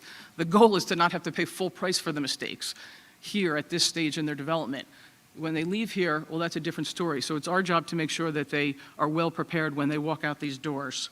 Libby, you had a very similar question. Reject? No.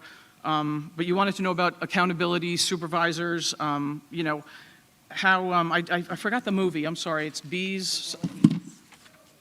Thank you, Lilybees. So you want to know how how resources are picked, how they're supervised, what's the vetting process. So a lot of you had a very similar question. So I'm going to pause. I don't know if any other board members want to comment, prior to Dr. LaSousa. Oh, go ahead, Susan. Can you hear me? I'd like to just respond for a second to Libby's question regarding the decision of other school districts to limit the acceptance of certain standards. I just want to speak specifically to the curriculum committee that I'm on with Michelle and Lotta and Jill as well. We did a lot of work on the 5th grade health curriculum. That my children are twins and in 5th grade. And, our job as a board and specifically on the curriculum committee is to support our teachers and our curriculum leaders. And we did a very thorough job vetting this talk. And I think that if you take a step back after the cast was sent out that the nurses did and the explanation of the whole program was sent out, we actually had people opt back into the program that had previously pulled some children out. There was absolutely no discussion of masturbation. We amongst ourselves agreed. I think that's inaccurate if anybody is saying that that is in 5th grade. It was a biology lesson as far as I saw it. I didn't think anything was offensive. My own children were in those classes. And so I think we are doing what is appropriate, what we think is set for the age group. And, I'm happy to take any other questions. Thank you. Great, thank you, Susan. And just to remind folks, we have a district of about 4,000 students, and I believe your district is about 300 students. So again, there's definitely varying, and each district should do what they think is best. But here we are in Chatham. I'm sorry? About that many children. Okay, similar. Dr. LaSousa, so the floor is yours as the Chief Education Officer. Well, you've given a comprehensive response. I'll just touch on a few items. I'm not familiar with the Willoughbys, the film or the book, but I think Ms. Lois asks a good question that I ask all the time when I'm hearing proposals about either a field trip or an assembly program or something that's being done school-wide, which is how does it tie into instructional goals? And I can't answer that right now because I'm not familiar with this particular work. But I'm sure that if I ask Ms. Russo or our staff at Lafayette, they'll be able to explain how that ties in, or they should be able to at least. And that goes across the district with anyone in any area. Everything that we do, even in these last days of school, when everyone's winding down and it's a different kind of scene than it is in March, let's say, what we're doing in classrooms should tie into instructional, curricular, and other goals that we have as a district. So I will be following up on that. In terms of, the content or the materials and plans that teachers select and how the interaction is with supervisors, that's an ongoing, continuous, always happening, ever-present type of dynamic. Our supervisors meet with teachers regularly to review lesson plans and the assessments they're given. Sometimes they do that one-on-one, sometimes they do that in smaller groups so that there's a full grade level or a team that's all on the same page. But when you're talking about 180 school days and literally thousands of lessons that occur over the course of a year, if you think about middle school and high school, you've got students who are taking 6 or 7 classes a day, every day, times 180.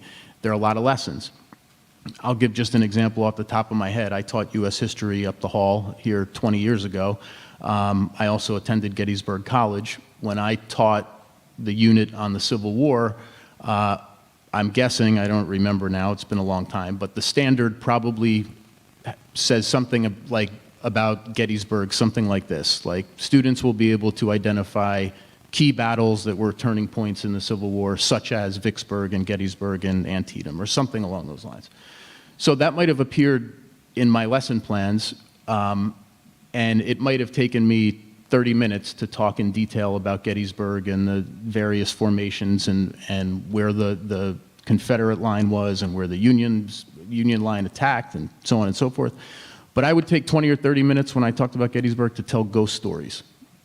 I had a lot of friends when I attended school there who were tour guides. They had great stories about the battlefields and about all kinds of stuff. I used to ride my bike through the battlefields all the time. So anyway, I would tell students ghost stories. I wasn't, trying to persuade them to believe in the paranormal. I was trying to be entertaining. They loved it. It kind of brought to life the lesson. But that would have been beyond the scope of the standard. The standard might have said, identify key battles that were turning points, which Gettysburg was.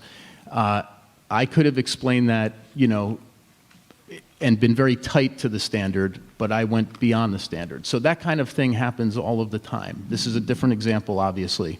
When we're talking about an area, and I'll repeat something I said, I think, 2 meetings ago. There are only 2 places that state law allows parents to opt their kids out of curriculum programming or instructional programming. The one is dissection of animals, and the other is family life and sexuality and sex education. So knowing that, those are 2 areas where we should take extra care We should be as forthcoming as possible with parents, and we should ensure that we have just an extra level of awareness when we're, when we're teaching those subjects.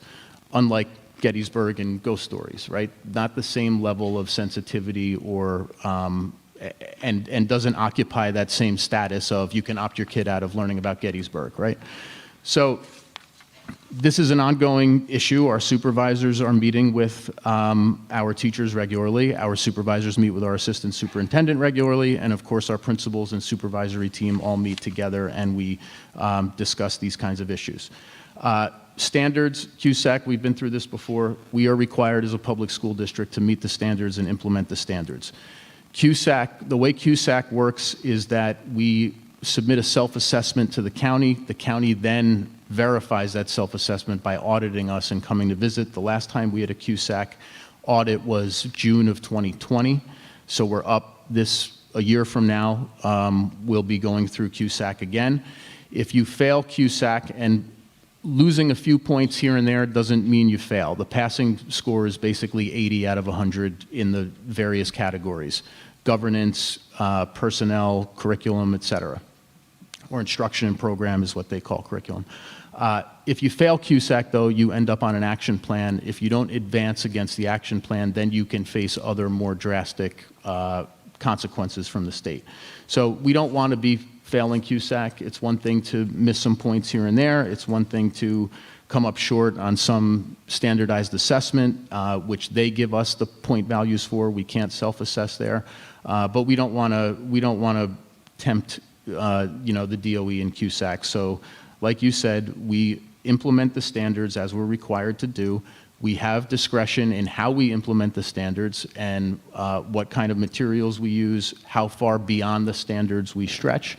And that is all certainly an area of priority and focus as we welcome the new assistant superintendent into the district and we start having our meetings, which we have scheduled beginning next week as an administrative team to place focus on improvements and what we want to have going when we move forward as we look into next year. Okay, great. Does anybody, any of the board members? Oh, go ahead, Dr. Zhang. It should be. Nick, could you turn Dr. Zhang's? There was one question directed to me as well. I mean, as some of you know, that I only started less than a month ago, so I'm still playing catch up. And I'm currently not on curriculum committee, but I can say one thing is less than 1 month I've listened to, for example, Michelle, who heads the curriculum committee, and I've listened to Dr. LaSousa's reasoning. A lot of hard work and hours were put into this to come up and a lot of expert opinions. So I have not studied the standards myself, and I will. I would say that, I mean, from what I've learned and what I'm trying to, catch up on everything is the district is really trying to be inclusive with a lot of care. Great. Thank you, Ling Yu. Any other comments or questions? Okay, this was great dialogue, really good. I appreciate everybody coming out. I know it's late, so I just want to wrap it up by saying the teacher's going to interpret the standards that are appropriate for our kids. And I get you guys disagree with that. I appreciate that. I wholeheartedly hear you, and I appreciate that you think we're flat out wrong. I get it. Then I would just say take advantage of the opt-out. That's all I can tell you. But, we're not going to not implement the standards. So I know you wanted to reject, but that's not going to happen. But again, please take advantage of the opt-out. And I really appreciate you guys coming out. It's good dialogue. It's good to, Dr. Sousa will look into those. So it's great dialogue. So thank you all for coming out. So we're going to move to the regular agenda, but we do have an opportunity at the end for another public comments. So we're just going to go through thank you, teachers, for coming out. Appreciate it. Thank you. Have a good summer. If you just bear with us, it won't take that long. Again, the agenda items are posted on Friday before, so we've already had an opportunity to look through them. So I'm just going to move right to it. Anne, would you mind moving personnel? I'd like to move agenda items A1 to A29 on the regular agenda, as well as A6, 30, and 31 on the addendum. And Peter's just going to clarify on A15. Please note on A6, for Brianna Akabu, the location should be the district, and there is the agenda that was printed and distributed to the board and left for the public has one item that was on A15 on Friday removed. So it's the agenda that is printed and distributed today is the one that's being voted on for A15. Great, thank you. I'd also like to wish our two retirees all the best. Ms. Butler has been at CMS, I think longer than I've been in the district, and Mr. Bandel is an institution at Chatham High School. I'd also like to note that we have two administrative members joining the team on this agenda. The first is Dr. Moore. She's a veteran here in the district, and she's going to be stepping into the role of Supervisor of Student Support Services. And then we have Lauren Spooner being recommended for the Director of Arts and Languages, and that's a new position. Ms. Spooner does have or hold dual degrees from Wesleyan University in music and in Spanish. She also has an additional degree from Berklee College of Music and has taught Spanish for 16 years in New Jersey. Last 4 years, she's been a principal in a charter school, grades 5 through 8. So she has an unusual blend of experience for a position that requires an unusual blend of experience, and we're happy to welcome both of them to the team. That's great. Welcome aboard. Excellent. Did somebody second? No. I'll second. Michelle's going to second that. Any questions for anybody on personnel or Ms. Grant? She loves questions, loves them. Oh, she's not even here. Okay, good. Okay, so Peter, would you mind? Sure. Agenda items A1 through 29 on the addendum, A6, 30, and 31. Ms. Ciccarelli. Yes. Ms. Clark. Yes. Mr. Del Sandro. Yes. Ms. Kenny. Yes. Ms. Ross. Yes. Mr. Smith. Yes. Ms. Zhang. Yes. And Ms. Weber. Yes. Agenda items pass 8-0. Great. Thank you, Peter. Mr. Smith, over to you for finance and facilities. Yeah, I'd like to move agenda items B1 to B20 on the main agenda, as well as B21 and 22 on the addendum. Wanted to highlight, in addition to the CEF grants of $29,560 that Cheryl mentioned before, we also have donation of a 3D printer, in addition to two Milton Avenue school donations, one box top for education and one from the PTO in the amount of $3,025. So thank you for those donations.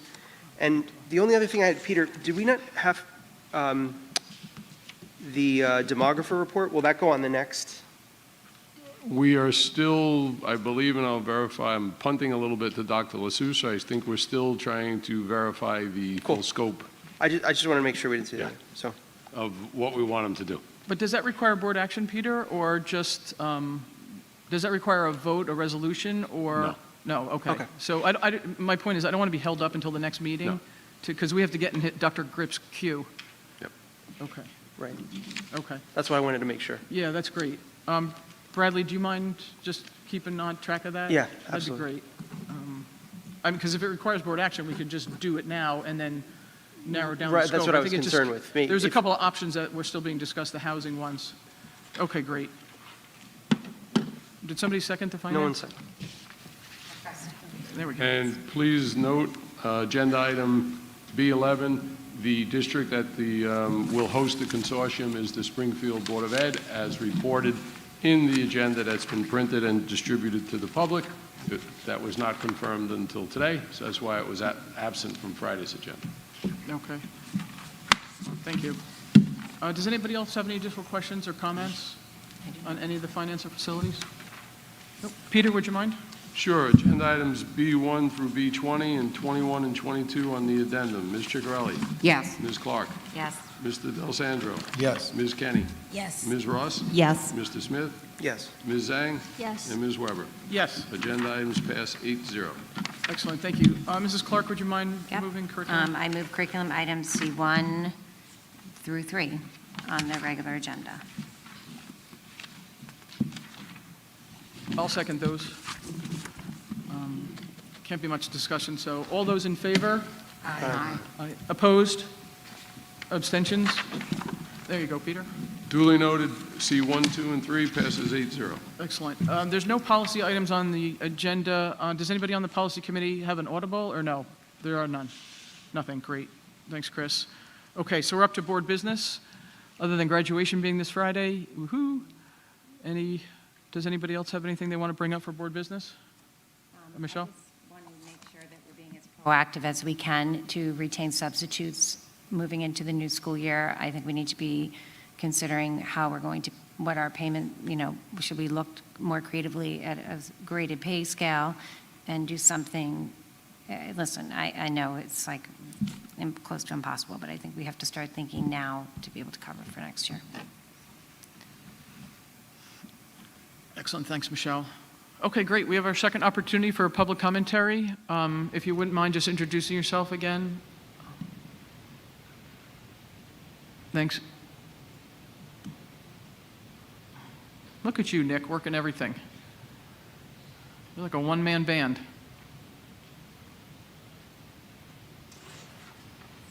Holy smokes. Hello, Nicole Lois again. Dr. LaSousa, thank you. I appreciate that you will follow up regarding the content I described. It was a movie, not a book, and it was shown in the auditorium to the entire school for Lafayette. So my question was about the supervision. How is it possible that content like this, or even what Deirdre described, makes it through? So more response on that would be appreciated. And going back to a few comments regarding, we can just opt out on some of these lessons. My son was offered the same activity during an HIB discipline, the same activity as what the opt-out activity was. So how was it decided to offer my son the same activity that, on one hand, is used as a punishment, and then also for not participating in a sex ed class?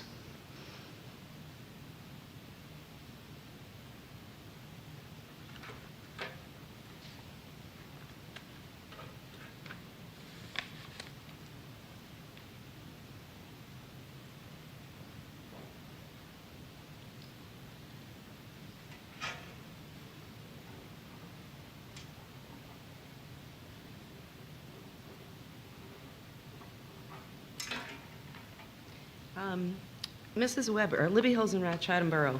Mrs. Weber, I think you were wondering where we came up with the terminology for some of the 2020 New Jersey SLS standards for CHPE, where we came up with the term masturbation. Is that correct? Pardon me? This is your opportunity to say whatever you'd like, Mrs. Hilsenrath. I believe you asked the question where we were coming up with the terminology. Is that correct? Okay. Well, it is standard 2.1.5.pgd.4 by the end of grade 5. Explain common human sexual development and the role of hormones, e.g. romantic and sexual feelings, masturbation, mood swings, timing of pubertal onset. Thank you.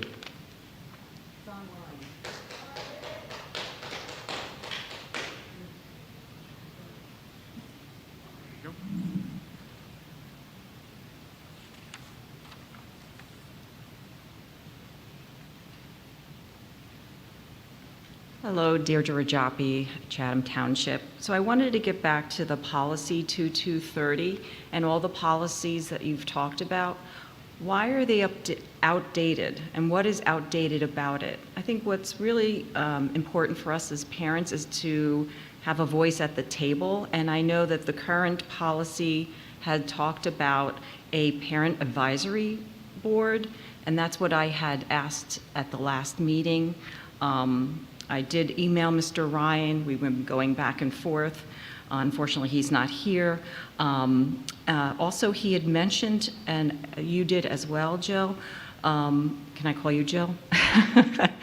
That there is that open forum, which I really like because it gives the whole community an opportunity to hear the curriculum and provide feedback, and would like to know when is that going to happen, because unfortunately the last one was in November 15th to 21. So I would really encourage and love that open forum. Thank you.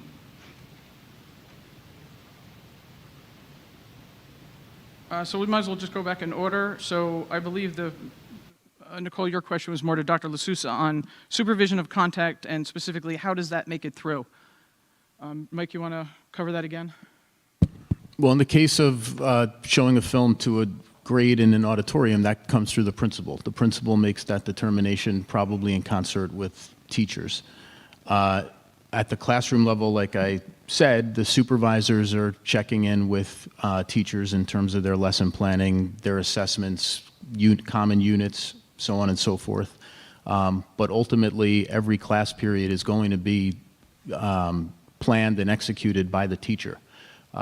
And I think we also have to just recognize that there are going to be differences of opinion about what is appropriate, what isn't appropriate. You could probably take almost any novel that any of us have read, high school and beyond, and find fault with it. I read Romeo and Juliet in 8th grade. It was above my reading level. I shouldn't have been reading it.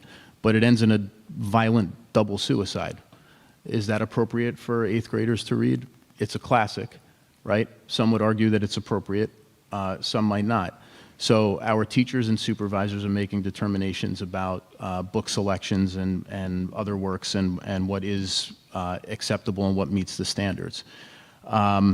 In terms of the question about masturbation, I believe that is parenthetical, meaning that there are examples of development that are cited in the standards. Anything in parentheses are not required. The state has made that clear to us.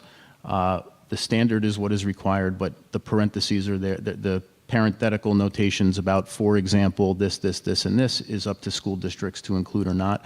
We haven't included that. I will say, even before I read Romeo and Juliet, I had sex education when I was in 7th grade, and we did talk about masturbation and other topics. And the emphasis then, that was 1987, in the midst of the AIDS epidemic. The emphasis then, like it is now with a lot of these standards, is on abstinence and avoiding not only unwanted pregnancies, but sexually transmitted diseases. And in order to avoid sexually transmitted diseases, students have to know what to abstain from. So the rationale behind and I didn't create the standards, and I've never taught health ed, and it's the last thing I want to do, is to give students the tools to make healthy decisions so that they don't contract a sexually transmitted disease or have other unintended consequences and so forth. Policy 2230 is outdated for multiple reasons. First off, we don't have a district curriculum advisory committee. We haven't had one probably in 10 years.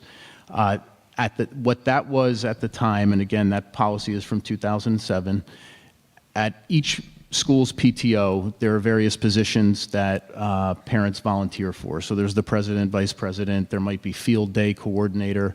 One of the positions had been curriculum advisory. When I was coming into the assistant superintendent role, the outgoing person shared with me that she had a lot of trouble with that group because it was hard to get folks to volunteer, and then attendance wasn't always good. So it was supposed to be the 6, one from each school, 6 individuals volunteering to meet with the assistant superintendent every other month. After I had done that for a year or two, or however long it was, PTO continued to express to me the same concern that they were having trouble filling that, and also that the people who were meeting with the assistant superintendent didn't always feel comfortable or capable of reporting back to what was supposed to happen was they were supposed to meet with the assistant superintendent every other month, and then at the next PTO meeting at the school, say 9:30 in the morning at Milton Avenue School, they would then report back whatever was discussed in that meeting with the assistant superintendent. And what we discussed at the time, both with the PTO and then with the curriculum committee and the board, was that if we moved those 6-person meetings to a public arena, it would give everyone the opportunity to hear the same thing. It would allow for more transparency and feedback. This was before we were recording the meetings and filming them, but that happened subsequently. And so that was the genesis of having supervisors come to board meetings on a semi-regular basis. Again, we probably, pre-pandemic, were doing 2 or 3 supervisors a year. We should be able to return to that next year. I see no reason why not. But that's one reason why that policy is outdated. The policy is also outdated because at the time, well, even the course guide, the term course guide, at the time, 2007, there were two curriculum documents that teachers really dealt with. There was the curriculum profile, which was a one-pager that we handed out on back-to-school night, very generic, high-level, broad strokes, but a one-page summary of the course. That was the curriculum profile. And then there was curriculum guide, and we used that term, interchangeably with course guide. The curriculum guide was 10 or 12 pages, and basically each unit, roughly one per month, occupied a full page. So like I was talking about the Civil War before, Civil War might be one unit in my curriculum guide back when I taught. And that was also pre-CUSAC.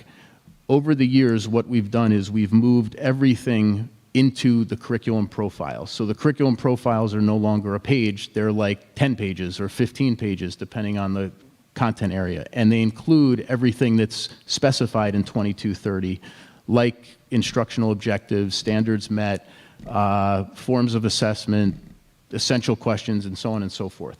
So the curriculum profiles have become a much more substantive, comprehensive document. And that is the one that we use actually when we undergo CUSAC. That's what we share with the county and the DOE folks when they determine whether or not we're meeting the standards by looking at our curriculum. So that's a policy that we need to either abolish because it's not mandated or amend. The discussion at the policy committee was much broader, that we have numerous policies like that. In other words, that date to 15 years ago or so. A lot has changed since then. And doing a full audit of all of the policies and all of the areas would probably be a very healthy thing to do, and it's one that the board attorney advises we should do. We should at least consider doing. So that's what I'll say about those various items. Okay, I think you glossed over something quickly though, but I think Libby, you've highlighted where the confusion is. In other districts, they may include some of that terminology that you find offensive, and I would imagine most people would or might, but they're in the parentheses. In Chatham, we don't include that. So the standard that you read is explain common human sexuality development and the role of hormones, and that's what we're going to do in Chatham. The four examples, in all of them, they're not in the Chatham curriculum. So that's where the Chatham, teachers come in and they would apply, explain common human sexual development and the role of hormones. That is the standard that you quoted, 215 PGD4. But in the parentheses, there also talks about surrogacy and IVF. But in the parentheses in Chatham, the teachers don't include those. So what? Oh yeah, we're done with public comments for sure. So I think it's great that you highlighted that, but that's not Chatham. And I understand that, if other districts want to include that, God bless them, in the parentheses. So folks, when you read the standards, read the standard. Don't read examples that you could use, because in Chatham, we don't include the words in the parentheses. But I was having trouble figuring out where folks were coming up with the terms as if a teacher had said that. That's not the case. So I think that highlights some of the confusion, which is great. We don't have to include them, and in fact, we've talked about some of this, and we don't. We want it to be more age appropriate, and we're going to trust the teachers to deliver age appropriate material. But I think that does help clarify, though, that what's in the parentheses doesn't have to be included. It's not part of the mandated standard that we have to meet. And then Deirdre, you had a question on the open meetings. You said the last one was November 15th. I don't know if you heard me at the beginning, but I keep a running list of all the open curriculum topics, and we've had meetings on May 16th. We talked about, Dr. Sorrentino talked about student support services. March 21st, we talked about start times. The 28th, we also had a speaker come in to talk about start times. We had the November 15th one that you referenced, which was the program of studies. Then September, in the previous September, I'm going backwards because that's how I keep it in my list. We talked about an update on wellness. Then we had, on February 21, we had the math supervisor come in. Then we had, on November 20, we had the social studies curriculum covered. Then in October of that year, we had the ELA, Heather Rocco, come in. Then in October of 19, we had another, so we do 2, 3, 4 a year. And I don't know if you heard at the beginning, I had asked Michelle if we could maybe queue up some of the health standards and also some of the math programs. September's usually pretty busy, but October, November, but I agree with you, Deirdre. I like the open format. I like, all the residents to hear, what we're talking about as it relates to the curriculum, particularly hot topics that are in the news. So I didn't have anything else. Does anybody else have? We do not have an executive session, correct? Nope. No, excellent. Okay, anybody else have anything? Excellent. I make a motion to close this meeting, the last one of the school year, but don't forget, we have meetings in July and August. I second. Michelle seconds, great. All those in favor? Aye. Opposed? Okay, ready, break. Thank you. Thank you, everybody. Loud.